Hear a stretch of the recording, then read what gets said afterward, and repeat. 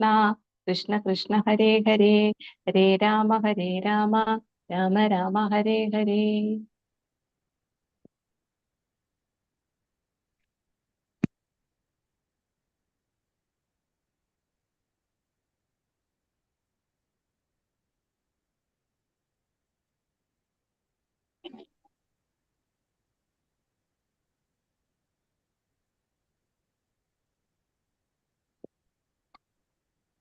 ഹരേ കൃഷ്ണ. ഓം നമോ ഭഗവതേ വാസുദേവായ. ഓം നമോ ഭഗവതേ വാസുദേവായ. ഓം നമോ ഭഗവതേ വാസുദേവായ. ഓം അജ്ഞാനതിമിരാന്ധസ്യ ജ്ഞാനാഞ്ജനശലാകയ ചക്ഷുരുന്മീലിതം യേന തസ്മൈ ശ്രീഗുരവേ നമഃ. ശ്രീചൈതന്യമനോഭീഷ്ടം സ്ഥാപിതം യേന ഭൂതലേ സ്വയം രൂപകഥാ മഹ്യം ദദാതി സ്വപദാന്തികം. വന്ദേഹം ശ്രീഗുരു ശ്രീയുതപദകമലം ശ്രീഗുരുൻ വൈഷ്ണവാംശ്ച ശ്രീരൂപം സാഗ്രജാതം സഹഗണ രഘുനാഥാനിധം തം സജീവം സാദ്വൈതം സാവധൂതം പരിജനസഹിതം കൃഷ്ണ ചൈതന്യദേവം ശ്രീരാധാകൃഷ്ണ പാദാൻ സഹഗണ ലളിത ശ്രീവിശാഖാന്വിതാംശ്ച. നമോ ഓം വിഷ്ണുപാദായ കൃഷ്ണപ്രേഷ്ഠായ ഭൂതലേ ശ്രീമതേ ജയപതാക സ്വാമിനിധി നാമിനെ. നമ ആചാര്യപാദായ നിതായ കൃപപ്രദായിനെ ഗൗരകഥാധാമദായ നഗരഗ്രാമധാരിണേ. നമോ ഓം വിഷ്ണുപാദായ കൃഷ്ണപ്രേഷ്ഠായ ഭൂതലേ ശ്രീമതേ ഭക്തി വേദാന്ത സ്വാമിനിധി നാമിനെ. നമസ്തേ സാരസ്വതേ ദേവേ ഗൗരവാണി പ്രചാരിണേ നിർവിശേഷ ശൂന്യവാദി പാശ്ചാത്യദേശതാരിണേ.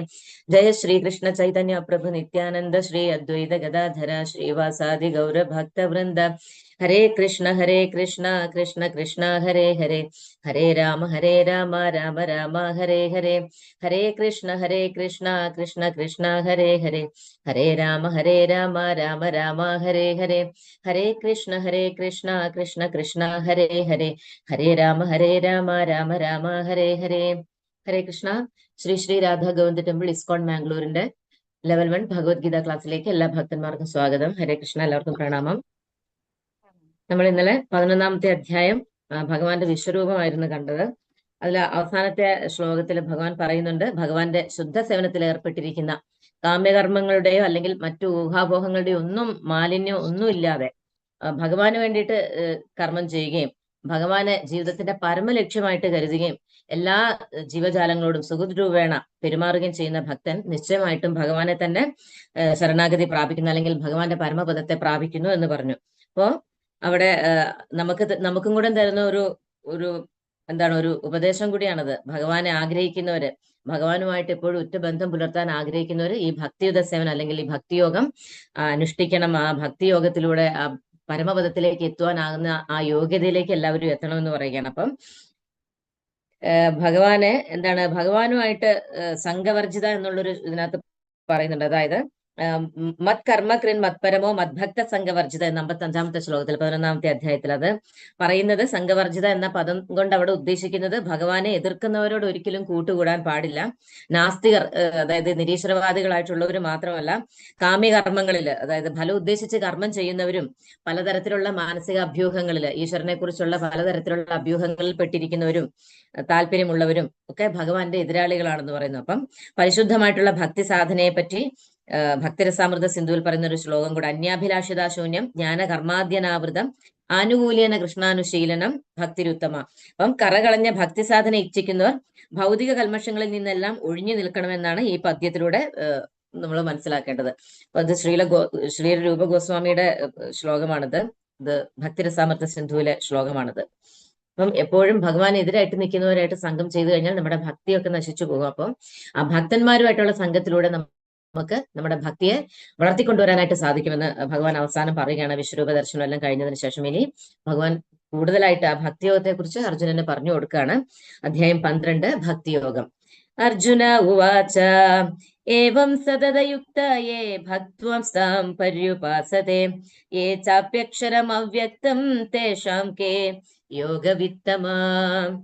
അർജുനൻ ചോദിച്ചു, എല്ലാ സമയവും അങ്ങയുടെ ഭക്തിയുത സേവനത്തിൽ തന്നെ ഉചിതമായി ഏർപ്പെട്ടു പോരുന്നവരോ അതോ പ്രത്യക്ഷമല്ലാത്ത അവ്യക്ത ബ്രഹ്മത്തെ ഉപാസിക്കുന്നവരോ ആരാണ് കൂടുതൽ പരിപൂർണതയുള്ളതെന്ന്.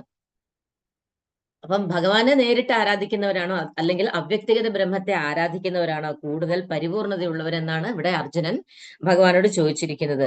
അപ്പം രണ്ടു തരത്തിലുള്ള ആധ്യാത്മികവാദികളെ കുറിച്ചാണ് ഇവിടെ പറയുന്നത്. അവ്യക്തിഗതവാദികളും ഉണ്ട്, വ്യക്തിഗതവാദികളുണ്ട്. അവ്യക്തിഗതവാദികൾ എന്ന് പറഞ്ഞാൽ ഈശ്വരന് രൂപമില്ല എന്ന് കരുതി ഈശ്വര ആരാധന ചെയ്യുന്നവര്, രൂപമില്ലാത്ത ഈശ്വരനെ ആരാധിക്കുന്നവര്. വ്യക്തിഗതവാദി എന്ന് പറഞ്ഞാലാണ് സാക്ഷാൽ ഭക്തന്മാര്, ഭഗവാന് രൂപമുണ്ടെന്ന്, ഭഗവാൻ ഒരു വ്യക്തിയാണെന്നും മനസ്സിലാക്കിക്കൊണ്ട് ഭഗവാനെ ആരാധിക്കുന്നവര് വ്യക്തിഗതവാദികൾ. അവ്യക്തിഗതവാദികളും വ്യക്തിഗതവാദികളുമാണ് ആധ്യാത്മികവാദികൾ, രണ്ടു തരത്തിലുള്ളത്. അപ്പോ ഈ വ്യക്തിഗതവാദി എപ്പോഴും എന്താണ്, ഒരു ഭക്തനാണ്. അദ്ദേഹം എപ്പോഴും തന്റെ എല്ലാ മനസ്സും എടുത്തുകൊണ്ട് തന്റെ സർവ്വശക്തി ഉപയോഗിച്ച് ആ ദൃഢനിശ്ചയത്തിൽ ഊന്നിക്കൊണ്ട് എപ്പോഴും ഭഗവാന് വേണ്ടിയിട്ടുള്ള സേവനത്തിൽ എപ്പോഴും ഏർപ്പെട്ടുകൊണ്ടിരിക്കുന്നു. പക്ഷെ അവ്യക്തിഗതവാദികളും മറ്റൊരു തരത്തിൽ അവരുടേതായിട്ടുള്ള രീതിയിലുള്ള സേവനത്തിൽ ഏർപ്പെടുന്നുണ്ട്. പക്ഷെ അത് ഭഗവാനെ സേവിക്കുന്നതിലല്ല. കാരണം പരമലക്ഷ്യം ഭഗവാനാണ് എന്നുള്ള ഒരു അറിവിലേക്ക് അവർ എത്തിയിട്ടില്ല. അവർക്ക് എന്താണ്, ആ ബ്രഹ്മജ്യോതിയിൽ വരെ മാത്രമേ അവരുടെ ആ ജ്ഞാനം നിൽക്കുന്നുള്ളൂ. ഇനിയും ഒരുപാട് ജന്മങ്ങൾ എടുത്തതിന് ശേഷം മാത്രമേ അവരുടെ ഇന്ദ്രിയങ്ങളൊക്കെ ശുദ്ധമായി വരുന്നതിനനുസരിച്ച് അനേക ജന്മങ്ങളിലൂടെ മാത്രമേ അവർക്ക് ഒരു ഭക്തന്റെ ഒരു സംഘത്തിലൂടെ മാത്രമേ ഭഗവാനെ കുറിച്ച് അറിയാനായിട്ടും പരമലക്ഷ്യം ഭഗവാനാണെന്ന് മനസ്സിലാക്കുവാനായിട്ടുള്ള ഒരു അവസ്ഥയിലേക്ക് അവർ എത്തുന്നുള്ളൂ. അതുവരെ അവർ ഈ അവ്യക്തിഗതവാദത്തിൽ തന്നെ തുറന്നു പോവുകയും അതിൽ അധിഷ്ഠിതമായിട്ടുള്ള രീതിയിലുള്ള കർമ്മങ്ങളും ചെയ്തുകൊണ്ട് അവർ മുന്നോട്ട് പോകുന്നു. അടുത്ത ശ്ലോകം. ശ്രീ ഭഗവാനുവാച മയ്യാവേശ്യ മനോയേ മാം നിത്യയുക്ത ഉപാസത്തെ ശ്രദ്ധയാ പരയോപേതാസ്തേ മേ യുക്തതമാ മതഃ. പരമദിവ്യോത്തമ പുരുഷൻ പറഞ്ഞു, എന്റെ വ്യക്തിരൂപത്തിൽ തന്നെ മനസ്സുറപ്പിച്ച് അതീന്ദ്രിയമായ ദൃഢവിശ്വാസത്തോടെ എല്ലായ്പ്പോഴും എന്നെ ആരാധിക്കുന്നതിൽ മുഴുകിയിരിക്കുന്നവരാണ് ഏറ്റവും പരിപൂർണതയുള്ളവരെന്ന് ഞാൻ കരുതുന്നു. അപ്പൊ ഇവിടെ വളരെ മയ്യാവേശ്യ മനോയേമാം നിത്യയുക്ത ഉപാസത്തെ ശ്രദ്ധയാ പരയോപേതാസ്തേ മേ യുക്തതമാമതാഹ. അപ്പൊ ഭഗവാൻ അവിടെ വ്യക്തമായിട്ട് പറയുന്നുണ്ട്, മാം എന്നെ ഉപാസിക്കുന്നുവോ എന്ന്, യോഗത്തിൽ പരിപൂർണത നേടിയവരാണെന്ന് ഭഗവാൻ പറയുകയാണ്. അതായത് ഭഗവാന്റെ വ്യക്തിരൂപത്തിൽ തന്നെ മനസ്സുറപ്പിച്ചിരിക്കുന്നവർക്ക്, അതീന്ദ്രിയമായ ദൃഢവിശ്വാസത്തോടെ എല്ലായ്പ്പോഴും ഭഗവാനെ ആരാധിക്കുന്നതിൽ മുഴുകിയിരിക്കുന്നവരാണ് ഏറ്റവും പരിപൂർണതയുള്ളവരെന്ന് ഭഗവാൻ കരുതുന്നു. ഇത് ഒന്നാമത്തെ ചോദ്യത്തിന്റെ ഉത്തരവും കൂടിയാണ്. ഭഗവാന്റെ അഭിപ്രായത്തിൽ ഏറ്റവും പരിപൂർണത ആർക്കാണ് എന്നുള്ള ചോദ്യത്തിന്റെ ഉത്തരവും കൂടിയാണ്. ഇതെല്ലാവരും നോട്ട് ചെയ്യുക. അപ്പം ഭഗവാന്റെ വ്യക്തിരൂപത്തിൽ, അതായത് ഭഗവാന്റെ വ്യക്തിരൂപത്തിൽ തന്നെ എപ്പോഴും മനസ്സിനെ നിലനിർത്തിക്കൊണ്ട് ഏകാഗ്രീകരിച്ചുകൊണ്ട് ഭഗവാനെ എപ്പോഴും ആരാധിച്ചുകൊണ്ടിരിക്കുന്നവരാണ് ഭക്തിയോഗികൾ അഥവാ കൃഷ്ണാവബോധത്തിൽ അഥവാ ഭക്തിയുത സേവനത്തിൽ പരിപൂർണത നേടിയവരെന്ന് അർജുനന്റെ ചോദ്യത്തിന് ഭഗവാൻ ഇവിടെ ഈ ശ്ലോകത്തിലൂടെ വളരെ വ്യക്തമായിട്ട് മറുപടി കൊടുക്കുകയാണ്. അവ്യക്തിഗതവാദികളാണോ അതോ വ്യക്തിഗതവാദികളാണോ പരിപൂർണതയുള്ളത് എന്നുള്ള ചോദ്യത്തിന് വ്യക്തിഗതനായിട്ടുള്ള ഈശ്വരന്റെ രൂപത്തിൽ തന്നെ എപ്പോഴും ഭഗവാനെ ദൃഢവിശ്വാസത്തോടെ, അതീന്ദ്രിയമായിട്ടുള്ള ദൃഢവിശ്വാസത്തോടെ എല്ലായ്പ്പോഴും ഭഗവാനെ ആരാധിക്കുന്നതിൽ മുഴുകിയിരിക്കുന്നവരാണ് ഏറ്റവും പരിപൂർണതയുള്ളതെന്ന് വളരെ കൃത്യമായിട്ട് സ്പഷ്ടമായിട്ട് ഭഗവാൻ അവിടെ മറുപടി കൊടുക്കുന്നു അർജുനന്.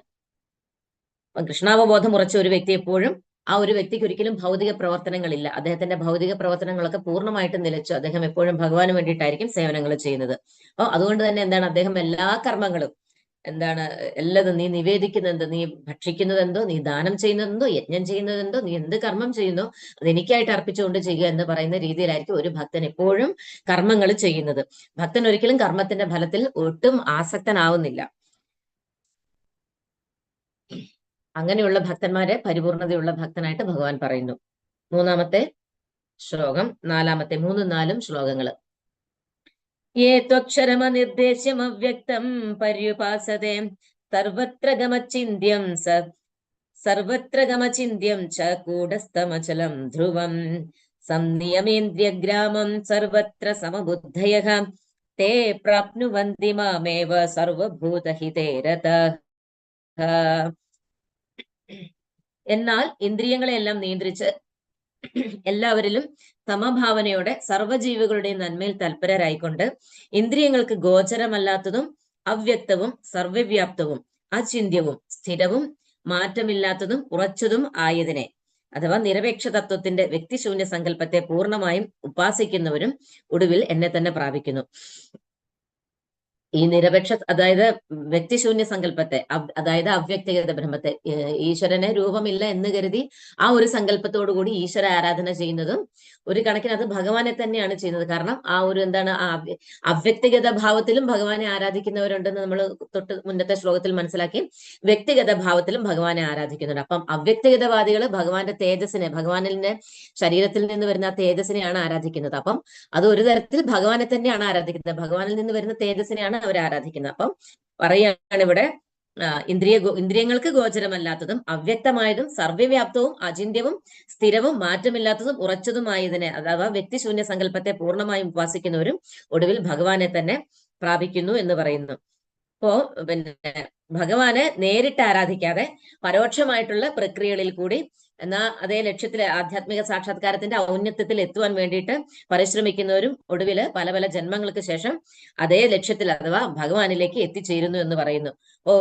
മുന്നേ ഉണ്ടായിരുന്ന ഒരു അധ്യായത്തില് ഭഗവാൻ പറഞ്ഞു, ജ്ഞാനി അനേകം ജന്മങ്ങൾക്ക് ശേഷം സർവവും വാസുദേവൻ തന്നെ എന്നറിഞ്ഞ് എന്നെ ആശ്രയിക്കുന്നു എന്ന്. അപ്പം ഈ ഒരു അവ്യക്തിഗത വാദത്തിൽ കൂടി, വ്യക്തിശൂന്യ സങ്കല്പത്തിൽ കൂടി ഒരുപാട് ജന്മങ്ങൾ അവരെടുത്ത് അവരുടെ ഇന്ദ്രിയങ്ങളിലൂടെയും ഒക്കെ നിയന്ത്രണമൊക്കെ വരുത്തിക്കൊണ്ട് ഒരുപാട് അവരുടെ ആ ആധ്യാത്മിക യാത്രയില് ഒരുപാട് അറിവുകൾ സമ്പാദിച്ചുകൊണ്ട് അവർ മുന്നോട്ട് നീങ്ങും തോറും അവർക്ക് ഏതെങ്കിലും ഒരു ജന്മത്തിൽ അവർക്ക് ഒരു ഭക്തനെ കണ്ടു കിട്ടുന്നതോടുകൂടിയാണ് അവർക്ക് ആ പരിപൂർണത ലഭിക്കുന്നത്. അതുകൊണ്ടാണ് ഇവിടെ അങ്ങനെ പറയുന്നത്, ഒരു ജ്ഞാനി അനേകം ജന്മങ്ങൾക്ക് ശേഷം സർവവും വാസുദേവൻ തന്നെ എന്നറിഞ്ഞ് എന്നെ ആശ്രയിക്കുന്നു. അപ്പൊ ഒരുപാട് ജന്മങ്ങൾ എടുത്തെങ്കിൽ മാത്രമേ ഈ അവ്യക്തിഗതവാദികൾക്ക് അവർക്ക് ആ പരിപൂർണതയിലേക്ക്, ഭഗവാനെ അറിയുവാനും ആ പരിപൂർണതയിലേക്ക് എത്തുവാനും സാധിക്കുന്നുള്ളൂ.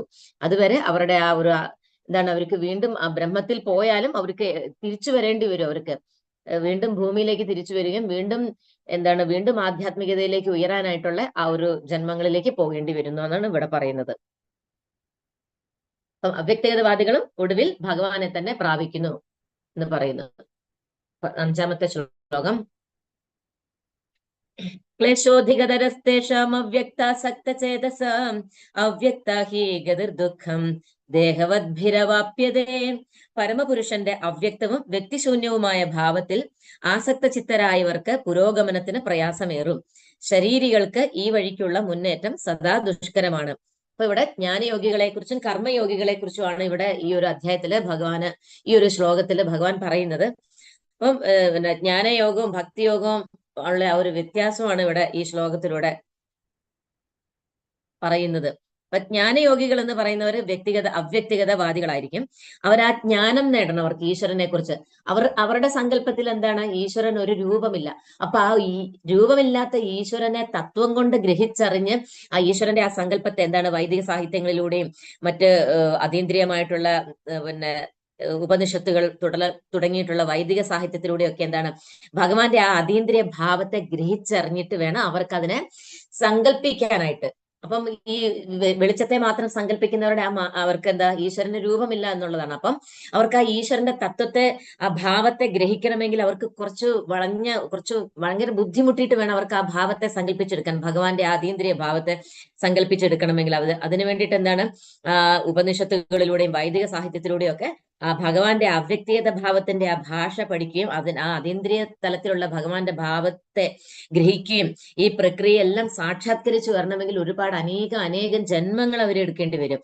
അതുകൊണ്ട് എന്താണ്, ഈ ജ്ഞാനയോഗികൾക്ക് അവരുടെ ആ വഴിയിലേക്ക് മുന്നേറാനും അതിനായിട്ട് കുറെ അധികം പ്രയാസം എടുക്കേണ്ടി വരും, ഒരുപാട് ജന്മങ്ങൾ എടുക്കേണ്ടി വരും. ആ ധ്യാന പ്രക്രിയയിലൂടെയും ഈശ്വര സാക്ഷാത്കാരത്തിന് വേണ്ടിയിട്ടുള്ള പലതരം പ്രക്രിയകളിലൂടെ ഒരുപാട് ജന്മം എടുത്തതിന് ശേഷമേ അവർക്ക് സർവവും വാസുദേവം, എല്ലാം വാസുദേവൻ തന്നെയാണെന്ന് മനസ്സിലാക്കുന്ന ഒരു ജന്മത്തിലേക്ക് അവർ എത്തുകയുള്ളൂ. പക്ഷെ ഭക്തിയോഗികൾക്കോ ഇതിന്റെ ഒന്നും ഒരു ആവശ്യമില്ല. അവർ നേരിട്ട് വ്യക്തിഗതനായിട്ടുള്ള ഭഗവാനെയാണ് അവർ ആരാധിക്കുന്നത്. അതുകൊണ്ട് തന്നെ അവർക്ക് എല്ലാം എളുപ്പമാണ്. അവർക്ക് ഇന്ദ്രിയ നിഗ്രഹവും എളുപ്പമാണ്.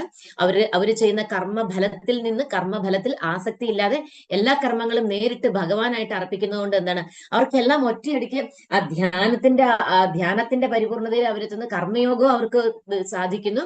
ജ്ഞാനയോഗവും കർമ്മയോഗവും ഭഗവാനെ കുറിച്ചുള്ള എല്ലാ അറിവും അവർക്ക് ലഭിക്കുന്നു. അപ്പൊ ജ്ഞാനയോഗമായി എല്ലാ കർമ്മങ്ങളും ഭഗവാനായിട്ട് അർപ്പിച്ച് ചെയ്യുന്നു. പിന്നെ ഭക്തിയോഗം, എപ്പോഴും ഭഗവാനിൽ തന്നെ മനസ്സർപ്പിക്കുന്നത് കൊണ്ട് ഈ മൂന്ന് യോഗങ്ങളിലൂടെ ഭക്തിയോഗികള് മുന്നേറുകയാണ് ചെയ്യുന്നത്.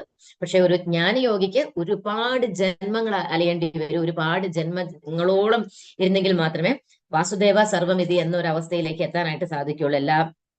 വാസുദേവൻ തന്നെയാണ് എന്നറിഞ്ഞ് ഭഗവാനെ ആശ്രയിക്കണമെങ്കിൽ എന്താണ്, ജ്ഞാനി അനേകം ജന്മങ്ങൾക്ക് ശേഷമേ അത് സാധിക്കുകയുള്ളൂ. ഇപ്പം മനസ്സിലായിട്ടുണ്ടാവും എന്ന് വിചാരിക്കുന്നു. ഭഗവാന്റെ ആ അവ്യക്തിഗത ഭാവത്തെ, ആ അതീന്ദ്രിയ ഭാവങ്ങളെ, അല്ലെങ്കിൽ ആ അവ്യക്തിഗത ഭാവത്തിന്റെ ആ ഭാഷ പഠിക്കുന്നതിന് ഒരുപാട് ഉപനിഷത്തുകൾ പോലെയുള്ള വൈദിക സാഹിത്യങ്ങളൊക്കെ പഠിച്ച് ഗ്രഹിച്ച് മനസ്സിലാക്കി അതിനെ മനസ്സിൽ സങ്കല്പിച്ചുകൊണ്ട് അതിലൂടെ ധ്യാനിച്ച് ആ ഒരു ആ ഒരു അവസ്ഥയിലേക്ക്, ആ ധ്യാനത്തിന്റെ ആ അഷ്ടാംഗ യോഗത്തിന്റെ ആ 8 തലങ്ങളൊക്കെ നമ്മൾ മനസ്സിലാക്കിയിട്ടുണ്ട്. അപ്പം അതിലൂടെ പല പടി കടന്ന് ആ ഈശ്വര സാക്ഷാത്കാരത്തിലേക്ക് ഉയരണം. എന്നാലും അവർക്ക് ബ്രഹ്മത്തിനപ്പുറം അവർക്കൊന്നും അറിയില്ല. ഇപ്പം അവരാണ് ആ ബ്രഹ്മത്തിൽ ലയിക്കുക അല്ലെങ്കിൽ ഈശ്വരനായി തീരുക എന്നുള്ള ഒരു സങ്കല്പത്തിനപ്പുറം അവരുടെ അറിവ് പോകുന്നില്ല.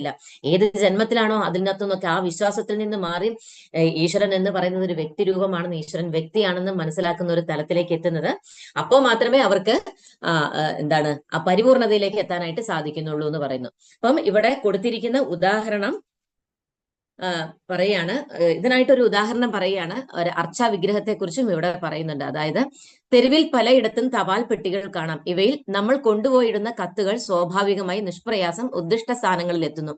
എന്നാൽ തപാൽ പെട്ടികൾ എന്ന് ആധികാരികമായി പ്രഖ്യാപിക്കാത്ത ഏതെങ്കിലും പഴയ പെട്ടികളിലൂടെ ഈ പ്രക്രിയ നടത്താനാവില്ല. അപ്പം ആധികാരികമായിട്ട് തപാൽ പെട്ടി അവിടെ നിയമപരമായിട്ട് വെച്ചിരിക്കുന്ന തപാൽ പെട്ടി, പഴയ ഏതെങ്കിലും ഒരു തപാൽ പെട്ടിയിൽ കൊണ്ടുപോയിട്ടാൽ അത് ഉപയോഗശൂന്യമായിട്ടുള്ള ഒരു പെട്ടിക്കകത്ത് കത്തുകൾ ഇട്ട് കഴിഞ്ഞാൽ അത് ഒരിക്കലും ഉദ്ദിഷ്ട സ്ഥാനത്ത് എത്തില്ല.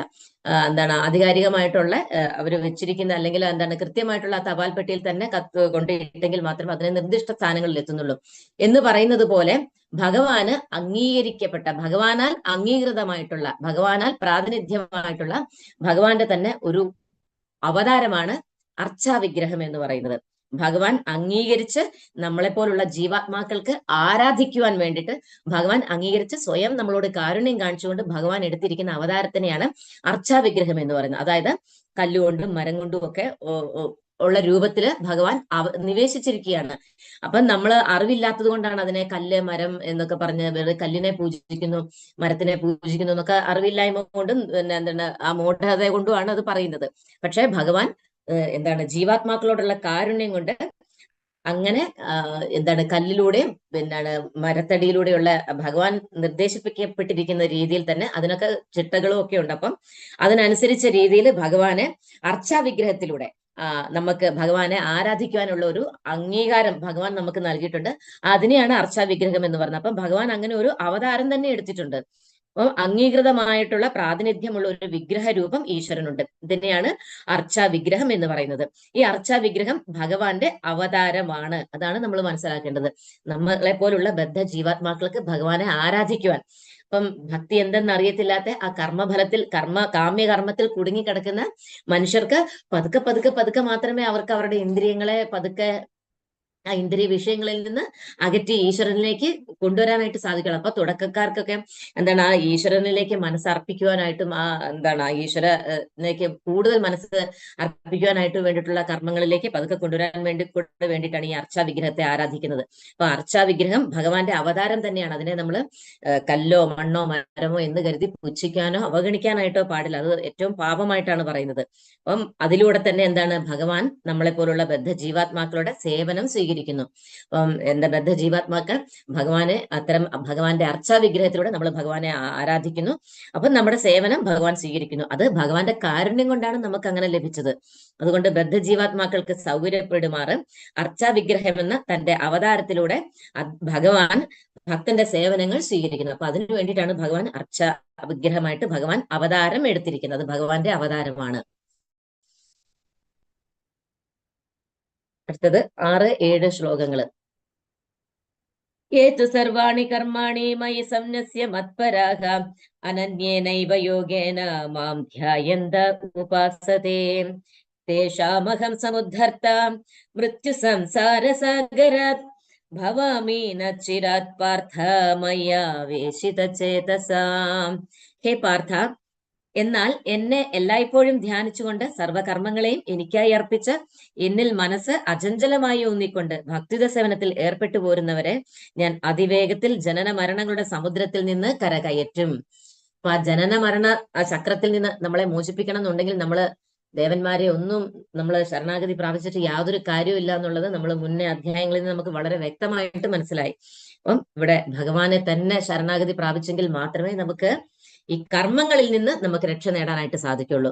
കർമ്മങ്ങളാൽ തന്നെ നമ്മൾ ബന്ധിതമാകുന്നു. ആ കർമ്മങ്ങളെ ഉപേക്ഷിക്കുന്നതിലൂടെ നമുക്ക് മോചനവും ലഭിക്കുന്നു. അപ്പൊ ബന്ധനത്തിന് കാരണവും കർമ്മം, മോചനത്തിന് കാരണവും കർമ്മം തന്നെ. അപ്പം അതെങ്ങനെ ചെയ്യണമെന്നാണ് ഭഗവാൻ കർമ്മയോഗത്തിലൂടെ നമുക്ക് പറഞ്ഞു തന്നത്. എല്ലാ ഒന്നും എന്താണ് 3 ലോകങ്ങളിലും കർമ്മങ്ങളൊന്നും ചെയ്യേണ്ടതായിട്ടില്ലാത്ത ആ ഈശ്വരനാണ് നമ്മൾ കർമ്മങ്ങൾ സമർപ്പിക്കേണ്ടത്. മറ്റാർക്കും നമ്മൾക്ക് കർമ്മം സമർപ്പിക്കാനായിട്ട് നമുക്ക് സാധ്യമല്ല. അപ്പോ ഭഗവാനെ തന്നെ എല്ലായ്പ്പോഴും ധ്യാനിച്ചുകൊണ്ട്, ഭഗവാനെ ധ്യാനിക്കും തോറും, ഭഗവാനെ കുറിച്ച് ചിന്തിക്കുന്നതോറും നമ്മുടെ ഇന്ദ്രിയങ്ങളെല്ലാം പരിശുദ്ധമായിട്ടാണ് വരുന്നത്. നമുക്കൊരിക്കലും ഭൗതിക അഭിലാഷങ്ങളോട് ഒരിക്കലും അഭിവാഞ്ച ഉണ്ടാവുന്നില്ല. അതിനോടൊക്കെയുള്ള ആസക്തി കുറഞ്ഞു വരുന്നു. അപ്പം സർവ്വകർമ്മങ്ങളെയും ഭഗവാനായിട്ട് അർപ്പിക്കണം. ഭഗവാനിൽ തന്നെ അചഞ്ചലമായിട്ട്, ചഞ്ചലപ്പെടാതെ അചഞ്ചലമായിട്ട് ഊന്നിക്കൊണ്ട് ഭക്തിയുത സേവനത്തിൽ ഏർപ്പെട്ടു പോരുന്നവരെ ഭഗവാൻ വളരെ വേഗത്തിൽ തന്നെ ഈ ജനന മരണങ്ങളുടെ സമുദ്രത്തിൽ നിന്ന് കരകയറ്റും. ഇതിനു മുമ്പുള്ള ഒരു അധ്യായത്തിൽ, 9ാമത്തെ അധ്യായത്തിൽ നമ്മൾ വളരെ വ്യക്തമായിട്ട് പഠിച്ചു മരണസമയത്ത് ഭഗവാനെ സ്മരിക്കുന്നതിന്റെ പ്രാധാന്യം. ഏത് ഭാവത്തോടു കൂടിയാണ് ജീവൻ വെടിയുന്നത്, ദേഹത്യാഗം ചെയ്യുന്നത്, ആ ഭാവത്തെ സ്വീകരിക്കും. ഭഗവാനെ സ്മരിച്ചുകൊണ്ട്, ഭഗവാന്റെ നാമം ജപിച്ചുകൊണ്ട് ആ ദേഹത്യാഗം ചെയ്യുന്നവർ ഉടൻ തന്നെ യാതൊരു സംശയവും ഇല്ല പരമപദം പ്രാപിക്കും എന്ന് പറയുന്നു. അതുപോലെ തന്നെ എപ്പോഴും ഭഗവാനെ തന്നെ സ്മരിച്ച് ശീലിക്കുന്നതിന്റെ പ്രാധാന്യം 9ാമത്തെ അധ്യായം തൊട്ട് ആ ഭക്തിയോഗത്തിന്റെ പ്രാധാന്യം, അതിന്റെ രഹസ്യങ്ങൾ ഭഗവാൻ ഇങ്ങനെ അർജുനന് പറഞ്ഞു കൊടുക്കുകയാണ്. വീണ്ടും ഭഗവാൻ പറഞ്ഞു കൊടുക്കുന്നു, എല്ലായ്പ്പോഴും ഭഗവാനെ ധ്യാനിക്കണം. എല്ലാ കർമ്മങ്ങളും എനിക്കായി അർപ്പിച്ചുകൊണ്ട് വീണ്ടും വീണ്ടും പറഞ്ഞ് മനസ്സിലാക്കി കൊടുക്കുകയാണ്. എന്നിൽ തന്നെ അചഞ്ചലമായി മനസ്സൂന്നിക്കൊണ്ട് ഭക്തിയുത സേവനത്തിൽ ഏർപ്പെട്ടു പോരുന്നവരെ ഞാൻ വളരെ വേഗത്തിൽ ഈ ജനന മരണങ്ങളുടെ സമുദ്രത്തിൽ നിന്ന് കരകയറ്റും എന്ന് ഭഗവാൻ വീണ്ടും ഉറപ്പ് നൽകുന്നു ഭക്തന്മാർക്ക്. അപ്പം ഇവിടെ ഉദാഹരണം ഇങ്ങനെ പറയുകയാണ്. ഒരു ജീവാത്മാവ് എന്തൊക്കെ ദുരിതങ്ങൾ ഈ ലോകത്ത് അനുഭവിക്കേണ്ടി വന്നാലും ഒരു ജീവാത്മാവ് എന്താണ് ഇവിടെ കണ്ടോ, ഒരാൾ തൂങ്ങിക്കിടക്കുന്നു. അപ്പം ഈ കർമ്മത്തെയും ഈ ആനയെയും ഈ വൃക്ഷത്തെയും ഒക്കെ കർമ്മവും കർമ്മത്തിന്റെ പ്രതികരണത്തെയാണ് കാണിക്കുന്നത്. അപ്പം ആന ഇത് പിടിച്ചു കുലുക്കുമ്പം നമ്മുടെ പൂർവ്വജന്മങ്ങളിൽ നമ്മൾ ചെയ്ത കർമ്മത്തിന്റെ ആ ഫലം നമ്മൾ അനുഭവിക്കുന്നതാണ് ആ കർമ്മങ്ങളുടെ ആ ഒരു പ്രതികരണം എന്ന് പറയുന്നത്.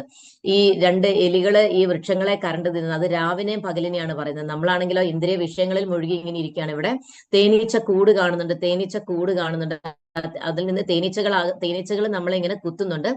അതിന്റെ അർത്ഥം എന്താന്ന് വെച്ചാൽ, നമ്മുടെ ഈ ജീവിതത്തിൽ നമ്മൾ ചെയ്ത പൂർവ്വജന്മത്തും ഈ ജന്മത്തും ഒക്കെ ചെയ്ത കർമ്മങ്ങൾക്ക് അനുസരിച്ചിട്ട് നമുക്കിങ്ങനെ അനുഭവങ്ങൾ ഇങ്ങനെ നിരന്തരം നമുക്കിങ്ങനെ പലതരത്തിലുള്ള ദുഃഖങ്ങളും ദുരിതങ്ങളും നമ്മൾ അനുഭവിച്ചുകൊണ്ടിരിക്കുകയാണ്.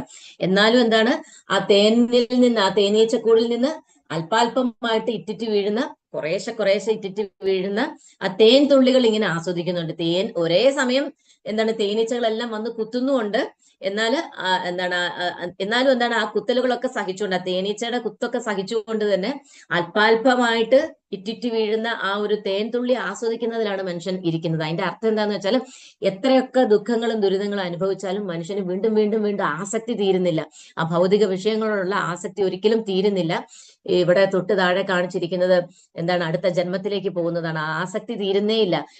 ഒരു ആഗ്രഹങ്ങളും തീരുന്നില്ല. വീണ്ടും വീണ്ടും എത്രയൊക്കെ ദുരിതങ്ങൾ അനുഭവിച്ചാലും വീണ്ടും ഇവിടെ ജനിക്കണം, ഇനിയും എനിക്ക് അത് ആസ്വദിക്കണം, ഇത് ആസ്വദിക്കണം എന്നുള്ള ആ ത്വരയാണ്. അപ്പം സുഖം വളരെ കുറച്ചേ കിട്ടുന്നുള്ളൂ ഒരു മനുഷ്യനെ സംബന്ധിച്ച്. സുഖം എന്ന് മനുഷ്യൻ വിചാരിക്കുന്നുവെങ്കിലും അതിലും ബന്ധിക്കപ്പെട്ടിരിക്കുകയാണ് നമ്മൾ. പക്ഷെ അതും തിരിച്ചറിയാൻ കഴിയുന്നില്ല, അത്രയും അജ്ഞതയിൽ മുഴുകിയിരിക്കുകയാണ്. അപ്പം ഇവിടെ ഭഗവാൻ ഇതെല്ലാം കണ്ടുകൊണ്ട് നിൽക്കുന്നുണ്ട്, നമ്മുടെ കർമ്മങ്ങളെല്ലാം കണ്ടുകൊണ്ട് നിൽക്കുന്നുണ്ട്. പക്ഷെ ഒരിക്കൽ പോലും നമ്മൾ ഭഗവാനിലേക്ക് നമ്മൾ ശ്രദ്ധ കേന്ദ്രീകരിക്കുന്നില്ല, ഭഗവാനെ നോക്കുന്നില്ല. നമ്മുടെ ഹൃദയത്തിൽ പരമാത്മാവായിട്ട് ഭഗവാനുണ്ട്.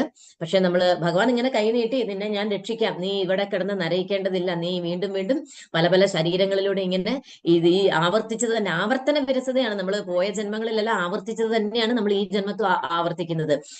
ഭക്ഷണം കഴിക്കുക, കുറെ ധനം ഉണ്ടാക്കുക, സന്താനങ്ങളെ ഉൽപ്പാദിപ്പിക്കുക, സ്വയം രക്ഷ ചെയ്യുക, ഇത് തന്നെയാണ് എല്ലാ ജന്തു ജീവജാലങ്ങളും ചെയ്തുകൊണ്ടിരിക്കുന്നത്. മനുഷ്യൻ അതിൽ നിന്നുള്ള ഒരു ഉയർച്ച മനുഷ്യന് ധർമ്മം അനുസരിച്ച് ജീവിക്കാൻ അറിയാം, മനുഷ്യന് തിരിച്ചറിയാനുള്ള വിവേക ശക്തിയുണ്ട്, ബുദ്ധിയുണ്ട്. പക്ഷെ എന്നിട്ടോ ഇന്ന് കാലത്ത് എല്ലാ മനുഷ്യരും മൃഗതുല്യമായിട്ടാണ്, മൃഗപ്രായമായിട്ട്, മൃഗത്തിനെ കഴിഞ്ഞും കഷ്ടമായിട്ടാണ് മനുഷ്യൻ ചിന്തിക്കുന്നതും പ്രവർത്തിക്കുന്നതും. അപ്പൊ മനുഷ്യൻ അത്രയും ആ ഭൗതിക തലത്തിൽ അത്രയും അജ്ഞനായിട്ടാണ് ഇരിക്കുന്നത്. പക്ഷെ ഭഗവാൻ ഇവിടെ കൈനീട്ടാണ്, നിന്നെ ഞാൻ രക്ഷിക്കാം. ഈ ഭൗതിക ലോകം എന്ന് പറയുന്നത് ദുഃഖാലയമാണ്, ഇവിടെ ഒന്നും ശാശ്വതമായിട്ടില്ല. ഇവിടുന്ന് നീ എല്ലാം ശാശ്വതമാണെന്ന് കരുതി നീ എല്ലാം ആസ്വദിക്കാൻ ശ്രമിക്കുന്നത് ഒന്നും നിനക്ക് ഒരിക്കലും നിനക്ക് നല്ലതിനല്ല എന്ന് പറഞ്ഞുകൊണ്ട് ഭഗവാൻ നമ്മളെ രക്ഷിക്കാൻ ശ്രമിക്കുന്നുണ്ട്. പക്ഷെ നമ്മൾ ഭഗവാനെ തിരിഞ്ഞു നോക്കുന്ന പോലുമില്ല. പരമാത്മാവായിട്ട് ഭഗവാൻ കൂടെ ഉണ്ടെന്ന് പോലും അറിവില്ലാതെ അത്രയും അന്ധകാരത്തിൽ നമ്മൾ മുങ്ങിക്കിടക്കുകയാണ്. അപ്പൊ ആ തേനീച്ചക്കൂടിൽ നിന്ന് തേനീച്ചകളുടെ കുത്താകുന്ന ആ കർമ്മഫലങ്ങളാണ് തേനീച്ചകളുടെ കുത്തായിട്ട് വരുന്നത്. എന്നാലും അതിന്റെ ഇടയ്ക്ക് കിട്ടുന്ന ആ സുഖത്തിലാണ് നമ്മുടെ കണ്ണും ശ്രദ്ധയും മുഴുവനും. ഇനിയും സുഖങ്ങൾ ആസ്വദിക്കണമെന്ന്. ഇപ്പം ഈ ആന എന്ന് പറയുന്നത് കർമ്മഫലങ്ങളെ ഇങ്ങനെ, അതായത് ആ മരത്തിനെ പിടിച്ചു കുലുക്കുന്നത് എന്താണ്, ആ കർമ്മഫലങ്ങൾ പല രീതിയിലായിരിക്കും കർമ്മഫലങ്ങൾ നമുക്ക് വേണ്ടി വരുന്നത്. പലതരത്തിലുള്ള ഗുരുതരമായിട്ടുള്ള രോഗങ്ങളായിട്ടായിരിക്കും, അല്ലെങ്കിൽ മറ്റെന്തെങ്കിലും പ്രയാസങ്ങൾ, ആപത്തുകളോ അപകടങ്ങളോ ഒക്കെ ആയിട്ടായിരിക്കും ആ കർമ്മഫലം നമ്മളെ ബാധിക്കുന്നത്. പല രീതിയിൽ പല അളവിലാണ് വരുന്നത്. അപ്പൊ എന്നാലും മനുഷ്യൻ പഠിക്കുന്നില്ല എന്നുള്ളതിന്റെ ആ ഒരു ഇതാണ് വീണ്ടും വീണ്ടും ജന്മങ്ങൾ എടുക്കേണ്ട അവസ്ഥയിലേക്ക് പോകുന്നു. രാവും പകലും ഏതാണ് വെള്ള എലിനെയും പിന്നെ കറുത്ത എലിയെയും കാണിക്കുന്നത്, രാവും പകലിനെയും കാണിക്കുന്നു. അവിടെ ഒരു വൃക്ഷത്തിനെ ഇങ്ങനെ കരണ്ട് തിന്ന് തീർത്തോണ്ടിരിക്കുകയാണ്. ഇങ്ങനെ നമ്മൾ ആസ്വദിച്ചുകൊണ്ട് നമ്മുടെ ആയുസ് ഇങ്ങനെ തീർന്നുകൊണ്ടിരിക്കുകയാണ്. ഓരോ ദിവസം കഴിയുമ്പോഴും ആയുസ് ഇങ്ങനെ നഷ്ടപ്പെട്ടുകൊണ്ടിരിക്കുന്നു. പക്ഷെ അതിനെക്കുറിച്ചൊന്നും ചിന്തിക്കുന്നില്ല, മരണത്തെക്കുറിച്ചും ചിന്തിക്കുന്നില്ല, മരണസമയത്തെ കുറിച്ച് ചിന്തിക്കുന്നില്ല. മരണസമയത്തും വീണ്ടും ഭൗതിക ആസക്തി മൂലം വീണ്ടും അടുത്ത ജന്മങ്ങളിലേക്ക് പോകുന്നു. അടുത്ത ശ്ലോകം, 8ാമത്തെ ശ്ലോകം. മയ്യേവ മന ആധത്സ്വ മയി ബുദ്ധിം നിവേശയഃ നിവശിഷ്യസി മയ്യേവ അത ഊർധ്വം ന സംശയഃ. പരമ ദിവ്യോത്തമ പുരുഷനായ എന്നിൽ മനസ്സുറപ്പിച്ച് ബുദ്ധിയെ വ്യാപരിപ്പിക്കുക. അപ്രകാരം നീ എല്ലായ്പ്പോഴും എന്നിൽ തന്നെ വാഴും, സംശയമില്ല. അപ്പൊ നമ്മുടെ ബുദ്ധിയോഗത്തിലൂടെ നമ്മൾ പോകണമെന്ന് പറഞ്ഞ, ബുദ്ധിയോഗം എന്ന് പറഞ്ഞാൽ എന്താണ്? ഈശ്വരനിലും ഈശ്വരന്റെ ജ്ഞാനത്തിലും ഈ ഭൗതിക പ്രകൃതിയെ കുറിച്ചുള്ള അറിവ്, ഈ ഭൗതിക പ്രകൃതിയിൽ നിന്ന് രക്ഷപ്പെടാനുള്ള ആ അറിവിനെയാണ് ബുദ്ധി യോഗം എന്ന് പറയുന്നത്. കൃഷ്ണാവബോധത്തിൽ എപ്പോഴും മനസ്സ് ഉറപ്പിച്ചു നിർത്തുക. ഭൗതിക വിഷയങ്ങളിലേക്ക് വ്യാപരിക്കും തോറും നമ്മുടെ ബുദ്ധി അധപതിച്ചു പോകും, നമ്മൾ കാമ്യകർമ്മങ്ങളിൽ പെട്ടുപോകും, നമ്മൾ പല ആപത്തുകളും പല ദുഃഖങ്ങളും ദുരിതങ്ങളിലും പെട്ട് നമ്മൾ വീണ്ടും നമ്മുടെ ബുദ്ധി അജ്ഞാനം കൊണ്ട് നിറയും. എന്നാലും നമ്മുടെ ബുദ്ധിയെ മാറ്റി എപ്പോഴും ഭഗവാനിലും ഈ ഭഗവത്ഗീതയിൽ പറയുന്ന ഓരോ ശ്ലോകങ്ങളിലൂടെയും നമ്മുടെ മനസ്സ് വ്യാപരിച്ചുകൊണ്ടേ ഇരിക്കുകയാണെന്നുണ്ടെങ്കിൽ നമ്മുടെ ബുദ്ധി എപ്പോഴും നിശ്ചയദാർഢ്യത്തോടെ ഉള്ളതായിരിക്കും. അചഞ്ചലമായിട്ട് ഭഗവാനിൽ തന്നെ നമുക്ക് എപ്പോഴും മനസ്സിനെ വ്യാപരിപ്പിക്കുവാനായിട്ട് നമ്മൾ പരിശീലിക്കണം. പരിശീലനത്തിലൂടെ മാത്രമേ അത് സാധിക്കുകയുള്ളൂ. പരിശീലനത്തിലൂടെയാണ് ക്രമേണ നിസ്സംഗഭാവം വരുന്നത്. അപ്പോ അപ്രകാരം നീ എല്ലായ്പ്പോഴും എന്നിൽ തന്നെ വാഴും, സംശയമില്ല. അപ്പോഴും എപ്പോഴും ഭഗവാനെ തന്നെ സ്മരിച്ചുകൊണ്ടിരിക്കാൻ ജീവിതത്തിൽ പരിശീലിക്കുന്നതിലൂടെ നമുക്ക് മരണസമയത്തും ഭഗവാനെ സ്മരിച്ചുകൊണ്ട് നമുക്ക് ഈ ദേഹം ത്യജിക്കുവാനും ആ പരമപദത്തിലേക്ക് ഉയരുവാനുമായിട്ട് നമുക്ക് സാധിക്കുന്നു. എന്നാൽ നമുക്ക് കിട്ടിയ വളരെ ദുർലഭവും എന്നാൽ വളരെ നല്ലൊരു ജന്മം കിട്ടിയിട്ട് ആ ജന്മത്തിനെ വെറും ഭൗതിക വിഷയങ്ങളിലോട്ടുള്ള ആസക്തിയിൽ പെടുത്തി വീണ്ടും ജനന മരണത്തിലേക്ക് പോകുന്ന ആ ഒരു അവസ്ഥയിലേക്ക് നമ്മൾ തന്നെ സ്വയം അധപതിച്ചു കഴിഞ്ഞാൽ നമ്മുടെ മനസ്സ് നമുക്ക് ശത്രുവായിട്ട് ഭവിക്കുന്നു. എന്നാൽ ഈശ്വരനെ മനസ്സിലാക്കാൻ ഒരു ഭക്തന്റെ സാന്നിധ്യത്തിലൂടെ ഭഗവാനെ മനസ്സിലാക്കിക്കൊണ്ട് ആ ഭഗവാന്റെ ജ്ഞാനത്തിലൂടെ നമുക്ക് ഉയരാനുള്ള ഒരു ആ നിശ്ചയദാർഢ്യത്തോടും ആഗ്രഹത്തോടും ഭഗവാനോടുള്ള ആ പ്രേമത്തോടും കൂടിയിട്ട് മുന്നോട്ട് നീങ്ങുന്തോറും നമുക്ക് ആ പരമപദ പ്രാപ്തിയിലെത്താനും ഭഗവാനോടുകൂടി എപ്പോഴും സഹവസിച്ചുകൊണ്ട് ഭഗവാന്റെ ധാമത്തില് നമുക്ക് എന്നേക്കുമായിട്ട് നമ്മുടെ മൂലസ്വരൂപം എന്ന് പറയുന്നത് ഭഗവാന്റെ നിത്യദാസത്വമാണ്. നമ്മൾ ഭഗവാന്റെ ദാസന്മാരാണ്. ഭഗവാനെ സേവിക്കുക എന്നുള്ളതാണ് നമ്മുടെ കടമ, എല്ലാ ജീവാത്മാക്കളുടെ. നമ്മളത് വിസ്മരിച്ചു പോയി ഈ ഭൗതിക ലോകവുമായിട്ടുള്ള നിരന്തര സമ്പർക്കം മൂലം ജന്മാന്തരങ്ങളായിട്ട് യുഗാന്തരങ്ങളായിട്ട് ഈ ഭൗതിക ലോകവുമായിട്ടുള്ള നിരന്തര സമ്പർക്കം മൂലം നമുക്ക് ഭഗവാനെ നമ്മൾ മറന്നുപോയി. അപ്പം ഒരു ഭക്തന്റെ സാന്നിധ്യത്തിലൂടെ നമ്മൾ ആ ഈശ്വരനുമായിട്ടുള്ള ആ ഒരു ബന്ധം, ശാശ്വത ബന്ധം നമ്മൾ ഓർത്തെടുത്തു കഴിഞ്ഞാൽ പിന്നീട് അത് നമ്മൾ ഉപേക്ഷിക്കാൻ പാടില്ല. അതിലൂടെ നമ്മൾ ആ ജ്ഞാനത്തിലെ പിടിച്ചു കയറി ആ ഭക്തിയിലേക്ക് നമ്മൾ ഉയരണം. അപ്പോൾ നമ്മൾ ഭഗവാനെ തന്നെ പ്രാപിക്കും. അതിന് യാതൊരു സംശയവുമില്ല. നമ്മുടെ ബുദ്ധി വളരെ ഷാർപ്പായിട്ടുണ്ടാവും എന്നാണ് പറയുന്നത്. അപ്പം ഭഗവാന്റെ തിരുനാമത്തിനും ഭഗവാനും തമ്മിൽ വ്യത്യാസമില്ല. ഭക്തൻ ഹരേ കൃഷ്ണ കൃഷ്ണ കൃഷ്ണ ഹരേ ഹരേ ഹരേ രാമ രാമ രാമ ഹരേ ഹരേ എന്ന മഹാമന്ത്രം ഉച്ചരിക്കുമ്പോൾ ഭഗവാൻ കൃഷ്ണനും അദ്ദേഹത്തിന്റെ അന്തരംഗ ശക്തിയും ആ നാവിന്മേൽ നൃത്തമാടുകയാണ്.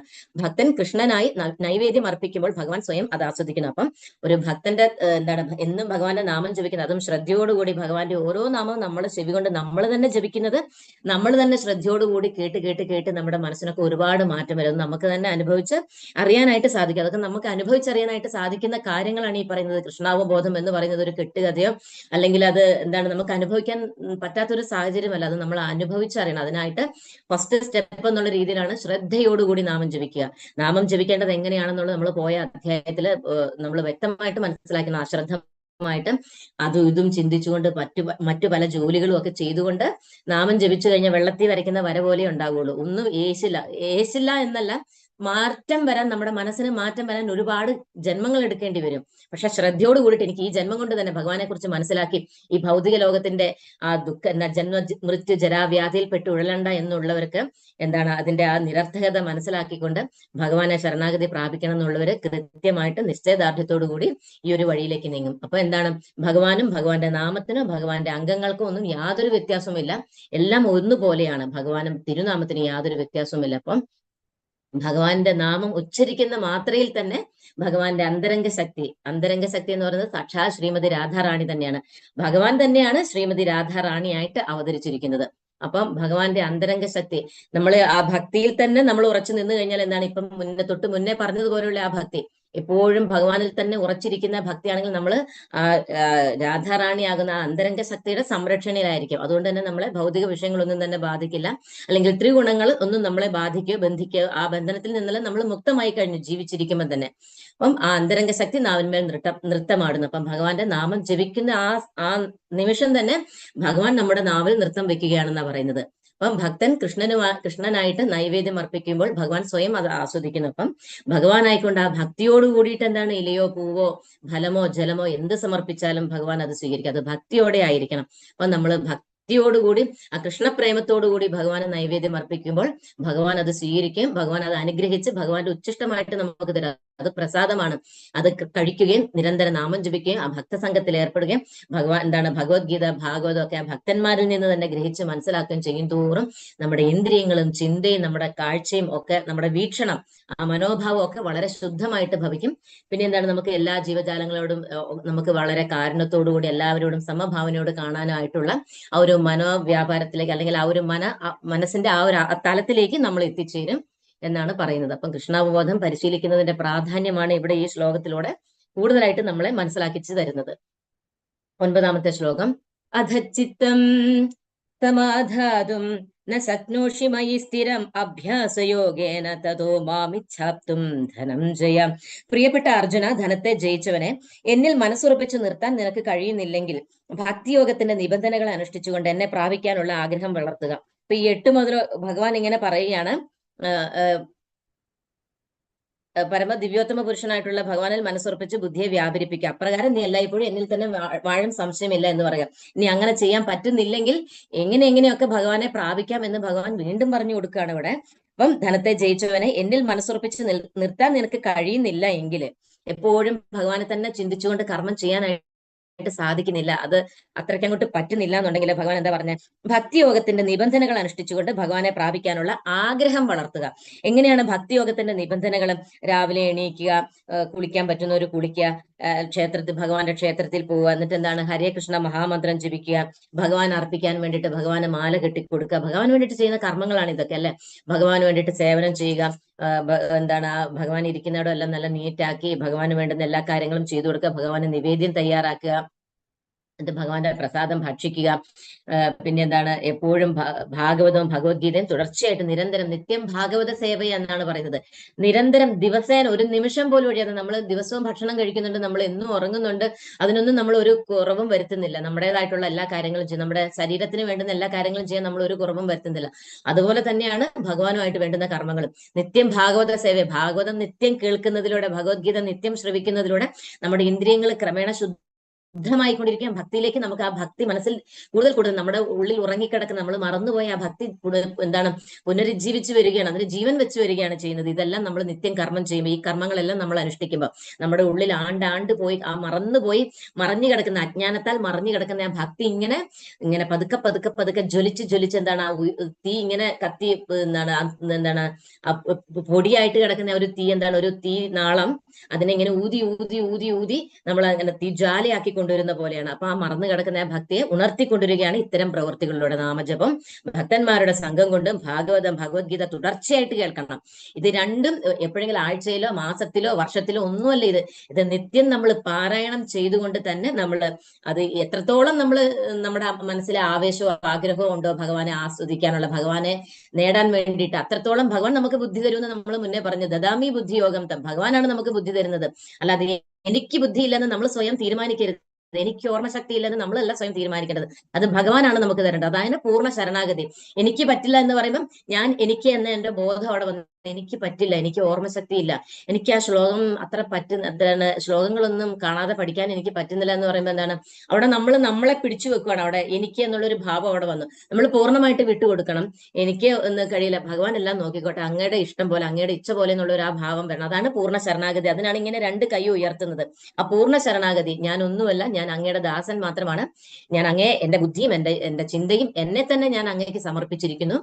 എന്നെ അങ്ങാണ് മുന്നോട്ട് നയിക്കേണ്ടെന്നുള്ള ഒരു ആ ഭാവത്തോട്, അതാണ് പൂർണ്ണ ശരണാഗതി. അതിനാണ് ഇങ്ങനെ കൈ രണ്ടും ഉയർത്തുന്നത്. അപ്പം എന്താണ്, അപ്പൊ ഭഗവാൻ പറയാണ് ഇങ്ങനെ ഈ ഭക്തിയോഗത്തിന്റെ നിബന്ധനകൾ അനുഷ്ഠിച്ചുകൊണ്ട് ഭഗവാനെ പ്രവർത്തിക്കാനുള്ള, ഭഗവാനിൽ എന്താണ് ഭഗവാനെ നേടുവാൻ വേണ്ടിയിട്ടുള്ള ആഗ്രഹം വളർത്തുക എന്ന് പറഞ്ഞു. ഇനി 10ാമത്തെ ശ്ലോകത്തിൽ, ഭക്തിയോഗത്തിന് വേണ്ടുന്ന നിബന്ധനകൾ അനുഷ്ഠിക്കാൻ നിനക്ക് കഴിവില്ലെങ്കിൽ എനിക്ക് വേണ്ടി പ്രവർത്തിക്കാൻ ശ്രമിക്കൂ. എനിക്കായി പ്രവർത്തിക്കുന്നത് കൊണ്ട് തന്നെ നീ പരിപൂർണതയിലെത്തും. അഭ്യാസേപ്പ സമർത്ഥോസി മത്കർമ്മ പരമോഭവം മദർത്ഥമഭി കർമാണി കുർവൻ സിദ്ധിമവാപ്സ്യസി. അപ്പം ഈ പറഞ്ഞ നിബന്ധനകൾ എന്താണ്?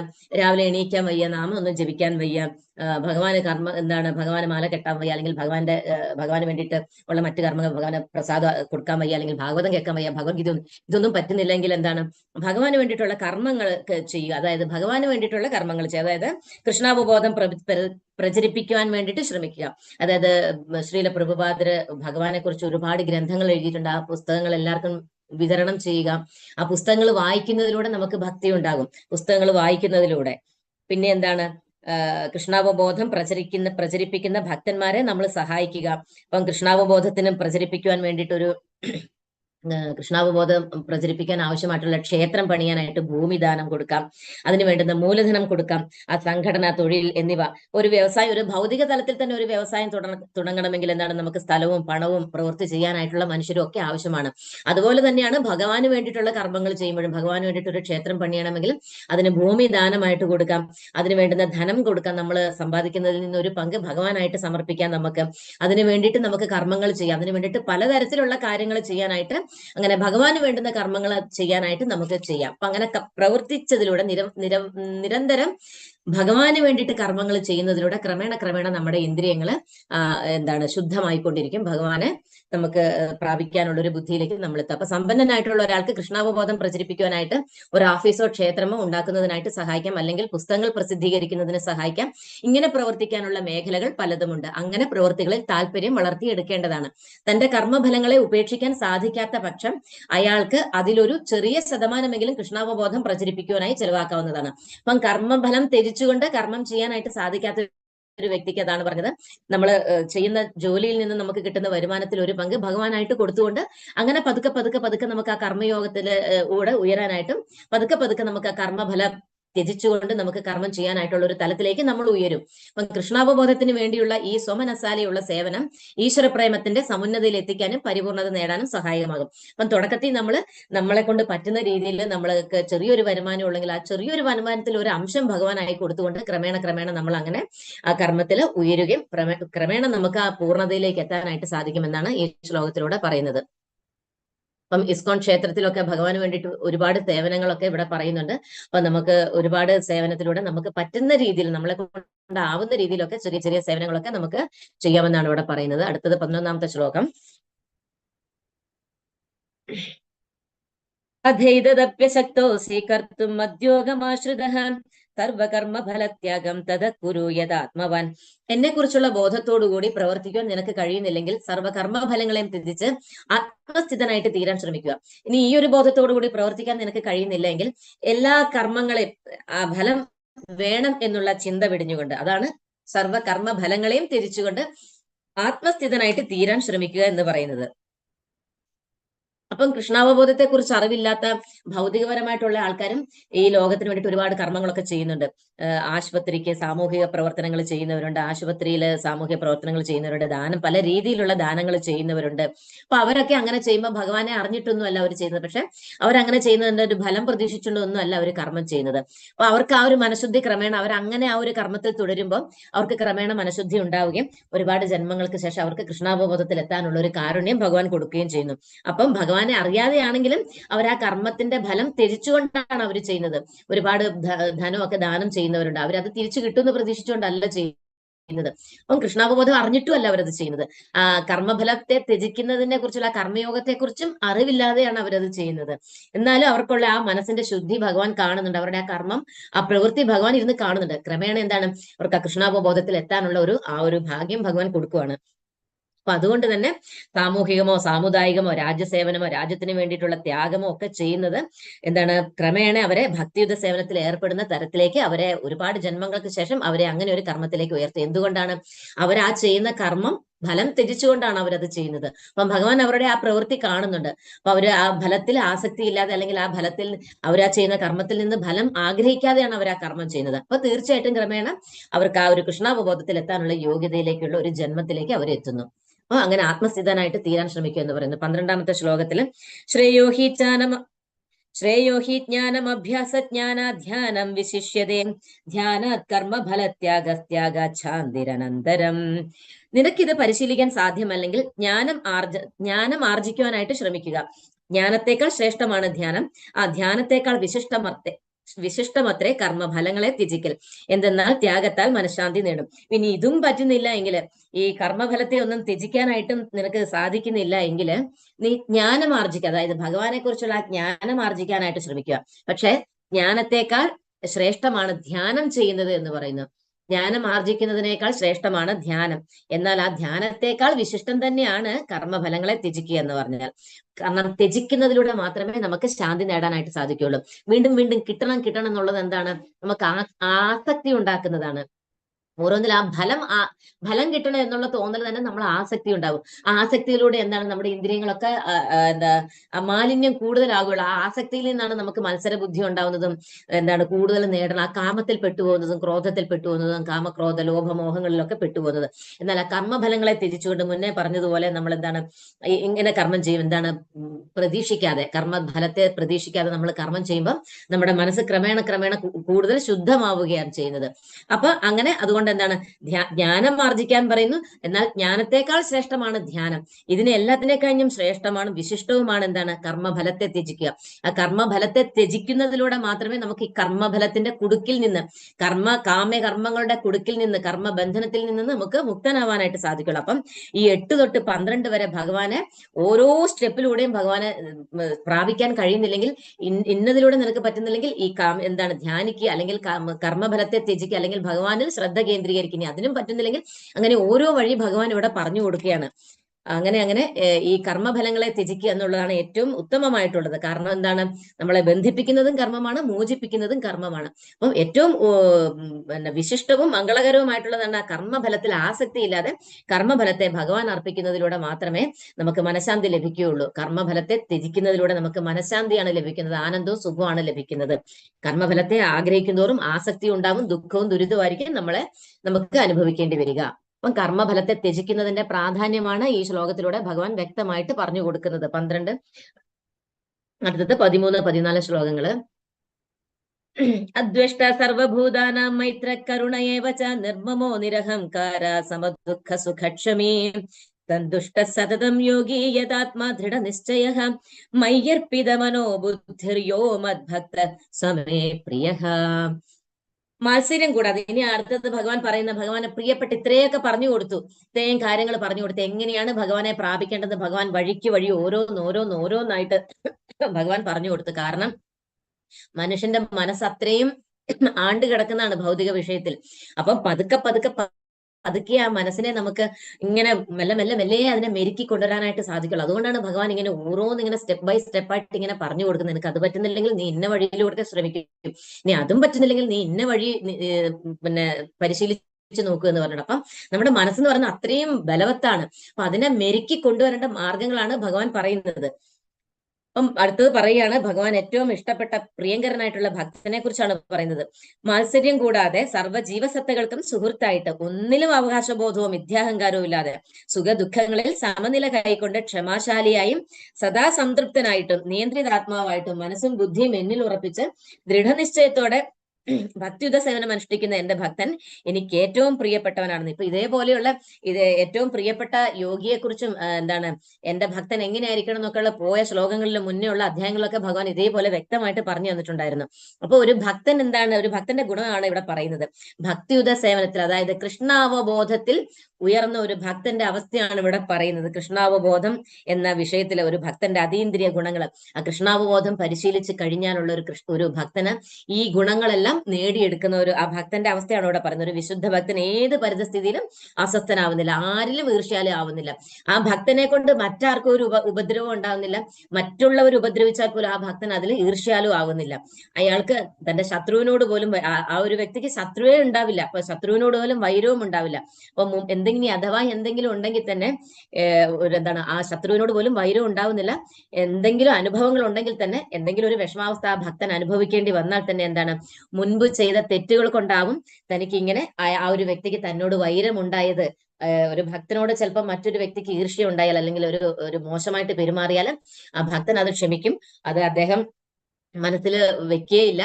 എന്താണ്, അത് താൻ മുൻജന്മങ്ങളിൽ ചെയ്ത കർമ്മത്തിന്റെ ഫലമാണ് താനിപ്പോ ഇങ്ങനെ ഒരു വൈരമായിട്ട് ആ വ്യക്തിക്ക് എന്നോട് വൈരാഗ്യം അല്ലെങ്കിൽ ദേഷ്യം എന്നോട് പ്രകടിപ്പിച്ചത് മുൻ ജന്മത്തിൽ ചെയ്ത കർമ്മത്തിന്റെ ഫലമായിരിക്കും എന്ന് കരുതി ആ ഭക്തൻ അതിന് ഭഗവാനോട് നന്ദി പറയും. എന്താണ്, അത് അനുഭവിച്ചതിലൂടെ ആ കർമ്മഫലത്തിൽ നിന്നും അദ്ദേഹം മുക്തമാവുകയാണ്.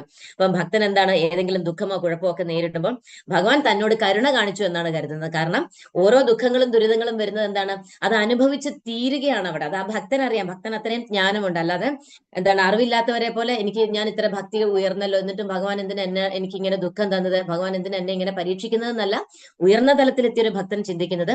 എനിക്കിപ്പോ ഈ വന്നിരിക്കുന്നത് എന്താണ്, എന്റെ കർമ്മത്തിന്റെ ആ ഫലങ്ങളൊക്കെ ഞാൻ പൂർവ്വജന്മങ്ങളിൽ എപ്പോഴോ ഞാൻ ചെയ്ത തെറ്റുകളുടെ ഒക്കെ ആ ഫലം ഇങ്ങനെയാണ് ഞാൻ അനുഭവിക്കുന്നത് എന്ന് കരുതി ആ ഭഗവാൻ തന്നോട് കരുണ കാണിക്കുകയാണ്. എന്ത്, അതിലൂടെ തന്നെ രക്ഷിക്കുകയാണ്, തന്റെ ആ ഫലത്തിൽ നിന്നെല്ലാം തന്നെ സംരക്ഷിക്കുകയാണ്, രക്ഷപ്പെടുത്തുകയാണെന്ന് കരുണ കാണിക്കുന്നു എന്ന് കരുതിക്കൊണ്ടാണ് ആ ഒരു ഭക്തൻ ചിന്തിക്കുന്നത്. അപ്പം ചെയ്തു പോയ തെറ്റുകളൊക്കെ ഓർക്കുമ്പോൾ ഇതിനേക്കാൾ എത്രയോ ക്ലേശങ്ങളാണ് തനിക്ക് വരേണ്ടിയിരുന്നത്, എന്നാൽ ഭഗവാന്റെ കാരുണ്യം കൊണ്ട് എനിക്ക് ഇത്രയൊക്കെ അല്ലേ അനുഭവിക്കേണ്ടി വന്നുള്ളൂ എന്ന് മാത്രമേ കൃഷ്ണാവബോധത്തിൽ ഉയർന്ന ഒരു ഭക്തൻ ചിന്തിക്കുകയുള്ളൂ. അപ്പം ഭക്തന് എന്തൊക്കെ ക്ലേശങ്ങൾ സഹിക്കേണ്ടി വന്നാലും എന്താണ്, അതിനൊന്നും ഒരു പ്രാധാന്യം, വേദനകൾക്കൊന്നും ഒരു പ്രാധാന്യം കൊടുക്കില്ല. എപ്പോഴും ഭക്തൻ എന്തൊക്കെ പ്രശ്നങ്ങൾ, ശാരീരികമായിട്ട് ചിലപ്പം പലതരത്തിലുള്ള അസുഖങ്ങൾ വരാം, പല ബുദ്ധിമുട്ടുകൾ ഒരു ഭക്തനായിക്കോട്ടെ, കൃഷ്ണാവബോധത്തിൽ ഉയർന്ന തലത്തിലുള്ള ഒരു ഭക്തനും അസുഖങ്ങൾ വരും. കാരണം അദ്ദേഹത്തിന്റെ ശരീരം എന്താണ്, പഞ്ചഭൂത നിർമ്മിതമാണ്. അദ്ദേഹത്തിന് ജന്മജന്മാന്തരങ്ങളിലുള്ള കർമ്മങ്ങൾ എന്തെങ്കിലും അദ്ദേഹത്തിനും അനുഭവിക്കേണ്ടി വരും. പക്ഷെ ഒരു ഭക്തന്റെ ഒരു നില എന്താന്ന് വെച്ചാൽ, ഒരു സാധാരണ ഒരു ഭൗതിക തലത്തിലുള്ള ഒരു വ്യക്തിയെ പോലെയുള്ള ഒരു ഭൗതിക തലത്തിലുള്ള ഒരു വ്യക്തി അതിൽ ദുഃഖിക്കും, അതിൽ പെട്ടുഴലും. പക്ഷെ ഒരു ഭക്തൻ അങ്ങനെയല്ല. ഭക്തൻ അത് ശ്രദ്ധിക്കുന്നേ ഇല്ല. ഭക്തൻ എപ്പോഴും ഭഗവാനിൽ മുഴുകിയിരിക്കുന്നത് കൊണ്ട് തന്നെ അത് ബാധിച്ചു എന്ന് പോലും ആ ഭക്തന് തോന്നുന്നില്ല. അതാണ് ഒരു ഭക്തന്റെ ഗുണം എന്ന് പറയുന്നത്. 15ാമത്തെ ശ്ലോകം. യസ്മന്നോ ദ്വിജതേ ലോകോ ലോകോന്നോ ദ്വിജതേ ചയഃ ഹർഷാമർഷ ഭയോദ്വേഗൈർമുക്തോ യസ്സച്ചമേ പ്രിയഃ. ആരാലാണോ ആർക്കും ബുദ്ധിമുട്ടുകളൊന്നും ഇല്ലാത്തത്, ആരാണോ ഏതൊരുവനാലും അസ്വസ്ഥനായിട്ട് തീരാത്തത്, സുഖദുഃഖങ്ങളിലും ഉത്കണ്ഠകളിലും സമചിത്തനായിരിക്കുന്നവർ ആരാണോ അങ്ങനെയുള്ള എന്റെ ഭക്തൻ എനിക്ക് പ്രിയപ്പെട്ടവനാണ്. അപ്പം ഭഗവാന്റെ പ്രിയപ്പെട്ട ഭക്തന്റെ ക്വാളിറ്റിയാണ് ഇവിടെ പറയുന്നത്. നമ്മളിൽ ഓരോരുത്തർക്കും ഇതുപോലെ ആയി തീരാനാണ് ഭഗവാൻ നമ്മളോട് എല്ലാവരോടും, ബദ്ധ ജീവാത്മാക്കളോട് എല്ലാവരോടും കൂടിയാണ് ഈ ഭഗവാൻ ഈ പറയുന്നത്. അപ്പൊ ഈ ഒരു തലത്തിലേക്ക് നമ്മൾ ഏതെങ്കിലും ഒരു ജന്മത്തിൽ എത്തണം.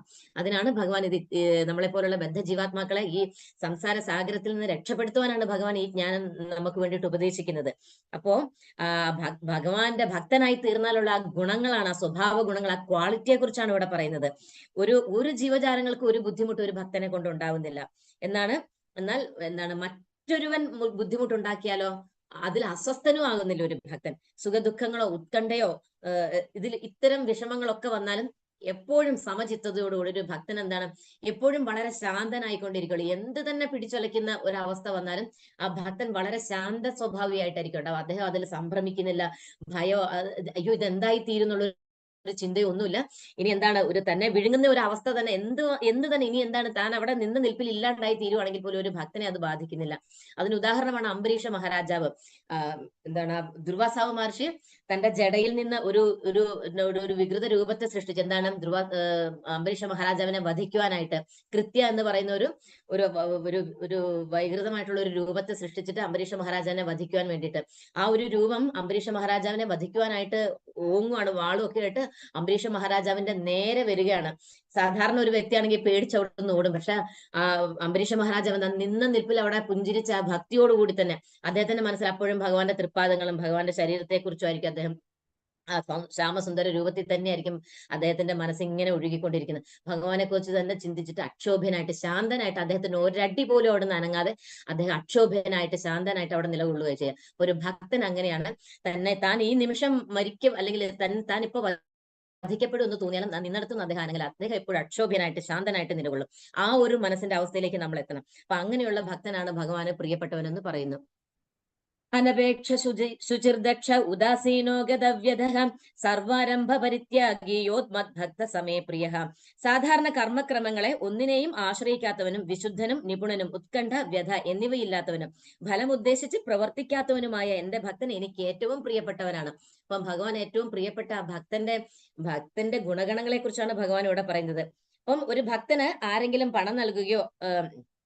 പണം നൽകുകയാണെങ്കിൽ അതിൽ തെറ്റില്ല എന്ന് പറയുന്നത്. എന്നാൽ ഒരു പണത്തിന് വേണ്ടിയിട്ട് അമിതമായിട്ട് തന്റെ നിലനിൽപ്പിന് അപ്പുറമുള്ള ഒരു ധനം ആർജിക്കാനായിട്ട് ഒരു ഭക്തൻ ഒരിക്കലും ശ്രമിക്കരുത് എന്ന് പറയണം. പക്ഷെ തന്റെ നിലനിൽപ്പിന് വേണ്ടിയിട്ട് ഭക്തന് തീർച്ചയായിട്ടും പരിശ്രമിക്കാം. പക്ഷെ എന്താണ്, അമിതമായിട്ട് യത്നിക്കാൻ പാടില്ല. എന്താണ്, ഈശ്വരകാരുണ്യത്താൽ തനിക്ക് എന്താണോ വന്നു ചേരുന്നത് അത് തൃപ്തിയോടുകൂടി പൂർണ്ണ തൃപ്തിയോട് സ്വീകരിക്കുകയാണ് ഒരു ഭക്തൻ ചെയ്യേണ്ടത്. എന്താണ്, ഈശ്വരകാരണത്താൽ ഒരുപാട് ധനം ലഭിച്ചാലും ആ ധനത്തിൽ ആസക്തി ഉണ്ടാവരുത്, അതിലൊന്നും ഇളക്കോ ഏതുമില്ലാതെ അതെല്ലാം ഭഗവാന്റെ കാരണം എന്ന് കരുതി അത് ഭഗവാനായിക്കൊണ്ട് ഭഗവാന്റെ കർമ്മത്തിന് വേണ്ടി വിനിയോഗിക്കുകയും തന്റെ നിലനിൽപ്പിന് വേണ്ടി വളരെ തുച്ഛമായിട്ട് അതിൽ നിന്ന് എടുക്കുകയും മാത്രം ചെയ്തുകൊണ്ട് മാത്രമേ ഒരു ഭക്തൻ കർമ്മം ചെയ്യുകയുള്ളൂ.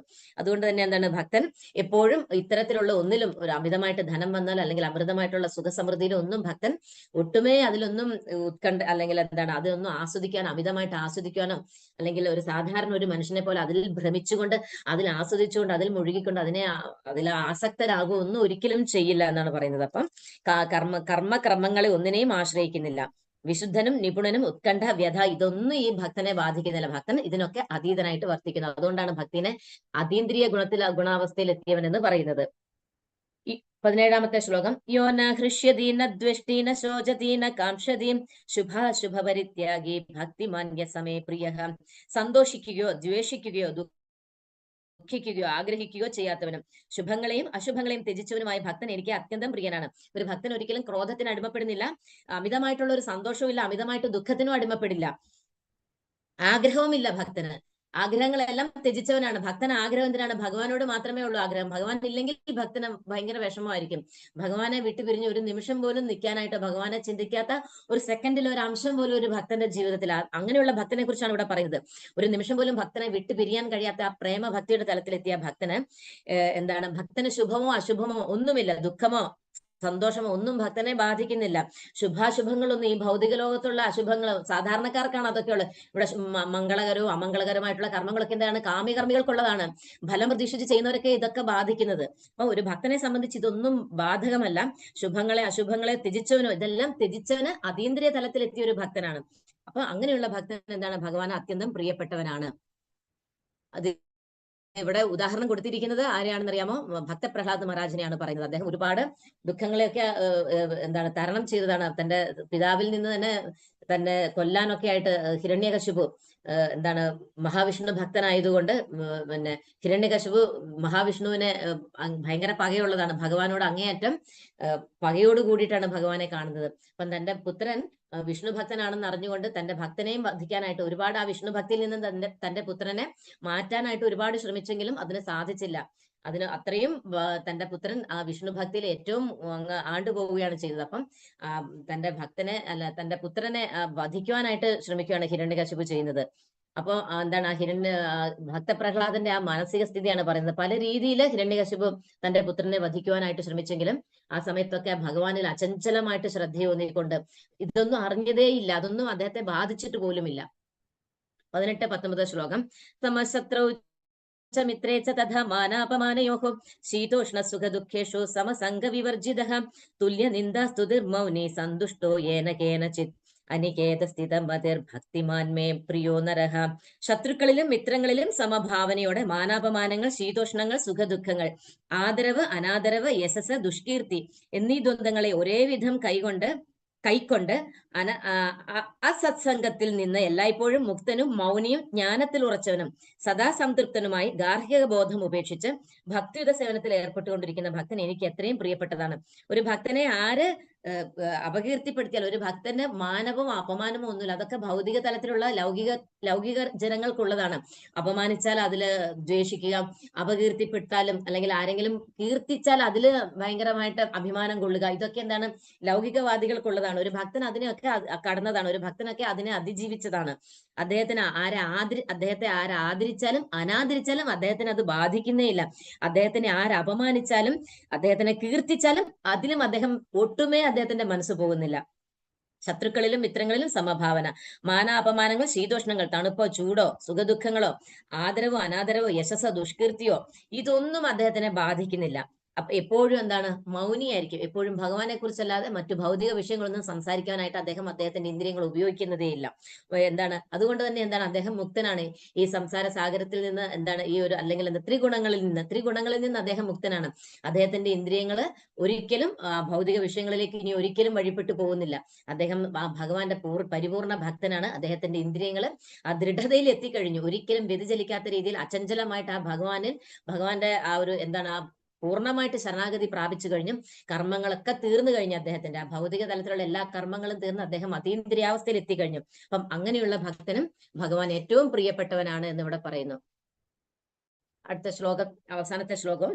ഏതു ധർമ്മ്യാമൃതമിതം യഥോക്തം പര്യുപാസതേ ശ്രദ്ധധാനാമത്പരമാ ഭക്താസ്തേ അതീവ മേ പ്രിയാഹ. നാശരഹിതമായ ഈ ഭക്തിയുത സേവന മാർഗം പിന്തുടർന്ന് എന്നെ പരമലക്ഷ്യമാക്കിക്കൊണ്ട് വിശ്വാസത്തോടുകൂടി പൂർണ്ണമായും എന്നിൽ മുഴുകുന്നവർ എനിക്ക് ഏറ്റവും പ്രിയപ്പെട്ടവരാണ്. അപ്പൊ ഈ ഭക്തിയുത സേവനം എന്ന് പറയുന്നതും ഭഗവാനെ തന്നെയാണ് ഭക്തിയുത സേവനം എന്ന് പറയുന്നത്. നാശരഹിതമാണ്. ഭക്തിയുത സേവനം ഒഴികെയുള്ളതെല്ലാം ശാശ്വതമല്ല. ഒന്നും ശാശ്വതമല്ല ഇവിടെ. അപ്പം ശാശ്വതവും മംഗളകരവുമായിട്ടുള്ള ഏതൊരു ബദ്ധജീവാത്മാവിനും ഹിതകരമായിട്ടുള്ളതും മംഗളകാരിയുമായിട്ടുള്ളതും വളരെ ലളിതമായിട്ടും ജീവിതത്തിൽ പകർത്താൻ കഴിയുന്ന ഒരു പരിശീലന പദ്ധതിയായിട്ടുള്ള ഒരു ഭക്തിയുത സേവന മാർഗം പിന്തുടർന്നുകൊണ്ട് എന്നെ പരമലക്ഷ്യമാക്കിക്കൊണ്ട് സാക്ഷാൽ ശ്രീകൃഷ്ണ ഭഗവാൻ എന്ന വ്യക്തി രൂപത്തിൽ, ആ ശ്യാമസുന്ദര രൂപത്തിൽ ആ ഓടക്കുഴലൂതിക്കൊണ്ട് വലതുകാല പിണച്ചു വെച്ചുകൊണ്ട് ത്രിഭംഗലളിതം, ശ്യാമം ത്രിഭംഗലളിതം, ഭഗവാന്റെ എന്താണ്, ആ എളിക്കൊരു 3 ഒടിവുകളുണ്ട് ഭഗവാന്റെ. അത് ഭഗവാൻ ഏറ്റവും ഭഗവാന്റെ ആ ഭംഗി കൂട്ടുകയാണ് ചെയ്യുന്നത്. അപ്പൊ ആ ഭഗവാന്റെ ആ ശ്യാമസുന്ദര രൂപത്തിൽ തന്നെ മനസ്സുറപ്പിച്ചുകൊണ്ട് ഭഗവാനെ തന്നെ പരമലക്ഷ്യമാക്കിക്കൊണ്ട് എല്ലാവരും ആകർഷിപ്പിക്കുന്ന ഭഗവാന്റെ ആ സുന്ദര രൂപത്തിൽ അർപ്പിച്ചുകൊണ്ട് എന്താണ്, വിശ്വാസത്തോടു കൂടിയിട്ട് പൂർണ്ണമായും എന്നിൽ മുഴുകുന്നവൻ എനിക്ക് ഏറ്റവും പ്രിയപ്പെട്ടവനാണ്. അതുകൊണ്ട് എന്താണ്, ആ നാശരഹിതമായിട്ടുള്ള ആ ഭക്തിയുത സേവനം ഓരോരുത്തരും അനുഷ്ഠിച്ചുകൊണ്ട് അവനവന്റെ ജീവിതം ആ സമ്പൂർണ്ണതയിൽ, ആ പരിപൂർണതയിൽ എത്തിക്കണം. നമ്മൾ ആത്മാവ് ഭഗവാന്റെ ശാശ്വതാംശങ്ങളാണ്. നമ്മൾ തിരികെ പോകേണ്ടത് ഭഗവാന്റെ ധാമത്തിലാണ്. അല്ലാതെ ഈ സംസാര സാഗരത്തിൽ ഇങ്ങനെ കറങ്ങിക്കളിക്കല, ജനന മരണ ചക്രത്തിൽ പെട്ടുഴലുകയല്ല വേണ്ടുന്നത്. നിസാരമായിട്ടുള്ള ഭൗതിക സുഖങ്ങൾ, ജന്മ മൃത്യു ജരാ വ്യാധികളിൽ പെട്ടുഴലുകയല്ല. പല പല ജന്മങ്ങൾ എടുക്കേണ്ടി വരും. ഇപ്പം ഭഗവാന്റെ കൃപ കൊണ്ട് മനുഷ്യജന്മം കിട്ടി. ഇനി അടുത്ത ജന്മം എന്താണെന്ന് ഒന്നും പറയാൻ പറ്റില്ല. നമ്മുടെ മനോഭാവം പോലെ ഇരിക്കും. മരണസമയത്ത് നമ്മുടെ ജീവിതത്തിൽ ഉടനീളം നമ്മൾ ചെയ്തു വെച്ച കർമ്മങ്ങളുടെ ഫലത്തിനനുസരിച്ചായിരിക്കും ഇനി അടുത്ത ജന്മം. അപ്പം അതൊന്നും നമുക്ക് പ്രവചിക്കാൻ സാധിക്കില്ല. അപ്പം ഈ ഒരു ബോധം, ഈ ഒരു ജ്ഞാനം നമുക്ക് ലഭിച്ചു. അപ്പം അതിനെ വിട്ടുകളയാതെ ആ ഭഗവാന്റെ തൃപ്പാദങ്ങളിൽ തന്നെ ശരണാഗതി പ്രാപിച്ചുകൊണ്ട് ആ ഭഗവാനെ പരമലക്ഷ്യമാക്കി കണ്ടുകൊണ്ട് ഈ ജന്മം തന്നെ ആ ഭഗവാന്റെ തിരുനാമം ജപിച്ചുകൊണ്ട്, ഹരേ കൃഷ്ണ മഹാമന്ത്രം ജപിച്ചുകൊണ്ട് ആ ഭക്തിയുത സേവന മാർഗത്തെ തന്നെ ലക്ഷ്യമാക്കി നമ്മളോടും പോകാനായിട്ടാണ് ഭഗവാൻ പറയുന്നത്. ഇതെല്ലാം നമ്മളെ പോലുള്ള ബദ്ധ ജീവാത്മാക്കൾക്കും കൂടിയുള്ള ഒരു ഉപദേശമാണ്, നമുക്ക് വേണ്ടിയിട്ടുള്ള ഒരു മുന്നറിയിപ്പും കൂടിയാണ് ഈ തരുന്നത്. അപ്പം ഈ വ്യക്തിശൂന്യവാദികളോ എന്താണ് ഏറ്റവും തുടക്കത്തിൽ എന്തായിരുന്നു ചോദ്യം, വ്യക്തിശൂന്യവാദികളാണോ അവ്യക്തിഗതവാദികളാണോ ഏറ്റവും പരിപൂർണത നേടിയവര് എന്നുള്ള ചോദ്യത്തിന് ഭഗവാൻ വളരെ വ്യക്തമായിട്ട് പറഞ്ഞു, എന്നെ വ്യക്തിഗത രൂപത്തിൽ ആരാധിക്കുന്നവർ തന്നെയാണ് പരിപൂർണത നേടിയവരെന്ന്. അപ്പൊ അവ്യക്തിഗതവാദികളെ കുറിച്ച് പറഞ്ഞു, അവർ അനേകം ജന്മങ്ങൾ എടുക്കും ഭഗവാന്റെ ആ അവ്യക്തിഗത രൂപത്തെ ധ്യാനിച്ച് അതിന്റെ ആ തത്വത്തെ ഗ്രഹിച്ചറിഞ്ഞ് ആ ഒരു എന്താണ് ആ അവ്യക്തിഗത ഭാവത്തിന്റെ ഭാഷ്യം മനസ്സിലാക്കാൻ, അതിന്റെ ആ തത്വത്തെ മനസ്സിലാക്കി ഗ്രഹിച്ച് അനേകം ജന്മങ്ങൾ എടുക്കും അവരുടെ ആ ബുദ്ധി ഒന്ന് ഉണർന്നു വരാന്, സർവവും വാസുദേവം ഇത് എന്ന് മനസ്സിലാക്കിയെടുക്കാന്. പക്ഷെ ഒരു ഭക്തന് ഏറ്റവും ലളിതമായിട്ട് എന്താണ്, ഇന്നലെ ഏതോ ഒരു അധ്യായത്തിൽ കാണിച്ചിരുന്നു, ഒരു ലിഫ്റ്റും കാണിച്ചിരുന്നു, ഒരുപാട് സ്റ്റെപ്പ് കയറി പോകുന്ന ഒരു പിക്ചറും കാണിച്ചിരുന്നു. അപ്പം അവ്യക്തിഗതവാദികൾ എന്നാൽ സ്റ്റെപ്പ് കയറി എന്നാൽ ഒരുപാട് സ്റ്റെപ്പ് കയറി അവര് അനേകം ജന്മങ്ങൾക്ക് ശേഷമേ പരിപൂർണതയിൽ എത്തുള്ളൂ. എന്നാൽ ഒരു ഭക്തനോ ബുദ്ധിമാനാണ്. ഭക്തന് ഭഗവാനെ അറിയാം. ഭക്തൻ എന്താണ്, ഭഗവാനെ കുറിച്ചുള്ള ജ്ഞാനം കിട്ടി, പരിപൂർണത ഭഗവാനാണെന്ന് മനസ്സിലാക്കി കഴിഞ്ഞു. എല്ലാറ്റിന്റെ അവസാനം എന്ന് പറയുന്നത് ഭഗവാനാണ് എന്ന് മനസ്സിലാക്കി കഴിഞ്ഞു. ആധ്യാത്മിക പുരോഗതിയുടെ പരമലക്ഷ്യം എന്ന് പറയുന്നത്, ഒരു മനുഷ്യജന്മത്തിന്റെ പരമലക്ഷ്യം അല്ലെങ്കിൽ ആത്മാവിനെ ഭഗവാന്റെ തൃപ്പാദങ്ങളിൽ എത്തിക്കുക എന്നുള്ളതാണ് ആ പരമലക്ഷ്യം എന്ന് ഭക്തന് മനസ്സിലായതുകൊണ്ടാണ് ഭക്തന് എളുപ്പത്തിൽ ഭഗവാന്റെ തൃപ്പാദങ്ങളെ ശരണാഗതി പ്രാപിക്കുക, ആ ഭഗവാന് വേണ്ടിയിട്ട് കർമ്മങ്ങൾ ചെയ്യും. എന്താണ്, കർമ്മത്തിന്റെ ഫലത്തിലൊന്നും യാതൊരുവിധ ആസക്തിയും പുലർത്താതെ. ആ ഭക്തന്റെ ആസക്തി എന്താണ്, ഭഗവാനോടാണ്, ഭഗവാന്റെ ആ സൗന്ദര്യത്തോടാണ്, ഭഗവാനെ കുറിച്ചുള്ള ജ്ഞാനത്തോടാണ്, ഭഗവാനെ കുറിച്ച് മാത്രം, ഭഗവാന്റെ നാമം, രൂപം, ഗുണം, ലീല, വർണ്ണനങ്ങളിലും മാത്രമാണ് ഒരു ഭക്തന്റെ ആസക്തി. അതുകൊണ്ട് എന്താണ്, ഒരു ഭക്തനാണ് ബുദ്ധിമാനായിട്ടുള്ളത്. ഭൗതിക തലത്തിൽ മുഴുകി കിടക്കുന്നവരൊക്കെ അജ്ഞാനത്തിലുമാണ്. അപ്പം ഒരു ഭക്തന്റെ തലത്തിലേക്ക് എത്തി ഒരു പരിപൂർണത നേടണമെന്നാണ് ഇവിടെ ഈ ഒരു ശ്ലോകത്തിലൂടെ ആ ഭക്തിയോഗത്തിന്റെ പല ഘട്ടങ്ങളെ കുറിച്ചാണ് ഭഗവാൻ ഇവിടെ പറഞ്ഞത്. അവസാനം ഭഗവാനെ എങ്ങനെയാണ് ആ ഭക്തിയുദ്ധ സേവനത്തിലൂടെ പൂർണ്ണമായിട്ടും ശരണാഗതി പ്രാപിക്കുന്നതും എന്നും, ഒരു ഭക്തന്റെ ഒരു ക്വാളിറ്റി, ഗുണഗണങ്ങൾ എന്തൊക്കെയാണെന്നും, പിന്നെ എന്താണ് നമ്മളെ തുടക്കക്കാർക്ക് ആ ഭക്തി ശരിയായ രീതിയിൽ എന്താണ് എല്ലാ ജീവാത്മാക്കളുടെ ഉള്ളിലും ആ ഭക്തി, ഭഗവാനോടുള്ള ഭക്തി ഉറങ്ങിക്കിടക്കുന്നുണ്ട്.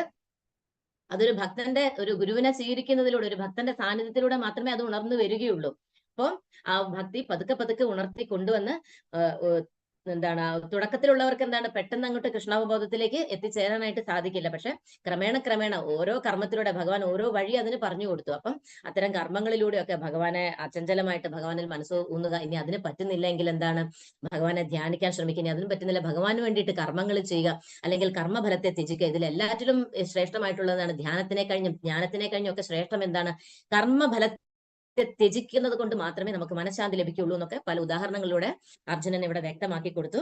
അങ്ങനെ ഭക്തന്റെ ഗുണങ്ങളെ കുറിച്ച് ഇവിടെ പറഞ്ഞ് മനസ്സിലാക്കി കൊടുത്തു. നാശരഹിതമായിട്ടുള്ള ഈ ഭക്തിയുത സേവന മാർഗം പിന്തുടർന്ന് ഭഗവാനെ തന്നെ പരമലക്ഷ്യമാക്കിക്കൊണ്ട് വിശ്വാസമാണ് ഏറ്റവും പ്രധാനം. ഒരു മനുഷ്യന് വിശ്വാസം ഇല്ലെങ്കിൽ പിന്നെ ഇതൊന്നും ലഭിക്കില്ല. പലതരത്തിലുള്ള വിശ്വാസങ്ങളിലേക്ക് നമ്മൾ പോയി കഴിഞ്ഞാൽ എന്താണ്, ഒരുപാട് ജന്മങ്ങൾ എടുക്കേണ്ടി വരും, ചിലപ്പോൾ അധപതിച്ച ജന്മത്തിലേക്ക് പോകേണ്ടി വരും നമ്മൾ. അപ്പൊ ആ വിശ്വാസമാണ് ഏറ്റവും പ്രധാനം. ഭഗവാൻ പറഞ്ഞത് അംഗീകരിക്കുക, വിശ്വസിക്കുക, ഭഗവാനെ ദൃഢമായിട്ട് ഭഗവാനെ പ്രാപിക്കുവാനായിട്ട്, ഭഗവാനെ ശരണാഗതി പ്രാപിക്കുവാനായിട്ടുള്ള ആ ബുദ്ധി കിട്ടുവാനായിട്ടുള്ള അതാണ് നമുക്ക് വേണ്ടുന്നത്. അപ്പം വിശ്വാസത്തോടുകൂടി പൂർണ്ണമായിട്ട് ഭഗവാനിൽ മുഴുകുന്നവന് എനിക്ക് ഏറ്റവും പ്രിയപ്പെട്ടവനാണെന്ന് പറഞ്ഞു. അങ്ങനെ ആ ഭക്തിയോഗത്തിന്റെ ആ ഉന്നതി, ആ ഭക്തിയോഗത്തിന്റെ ആ ഒരു ഗുണം, ആ ഭക്തിയോഗം ഏറ്റവും ലളിതവുമാണ്, എല്ലാവർക്കും പരിശീലിക്കാൻ സാധിക്കുന്നതുമാണെന്നാണ് ഭഗവാൻ ഈ ഒരു അധ്യായത്തിലൂടെ നമുക്ക് വ്യക്തമാക്കി തരുന്നത്. ഹരേ കൃഷ്ണ ഹരേ കൃഷ്ണ കൃഷ്ണ കൃഷ്ണ ഹരേ ഹരേ, ഹരേ രാമ രാമ രാമ ഹരേ ഹരേ. വഞ്ചാകൽപതരുഭ്യശ്ച കൃപാ സിന്ധുഭ്യേവ ച പതിതാനാം പാവനേഭ്യോ വൈഷ്ണവേഭ്യോ നമോ നമഃ. അനന്തകോടി വൈഷ്ണവ ഭക്തവൃന്ദ കി ജയ്, ശ്രീല പ്രഭാത് കി ജയ്, ഗുരു മഹാരാജ് കി ജയ്. നമുക്കിതിന്റെ ചോദ്യോത്തരങ്ങളും കൂടി ഒന്ന് നോക്കി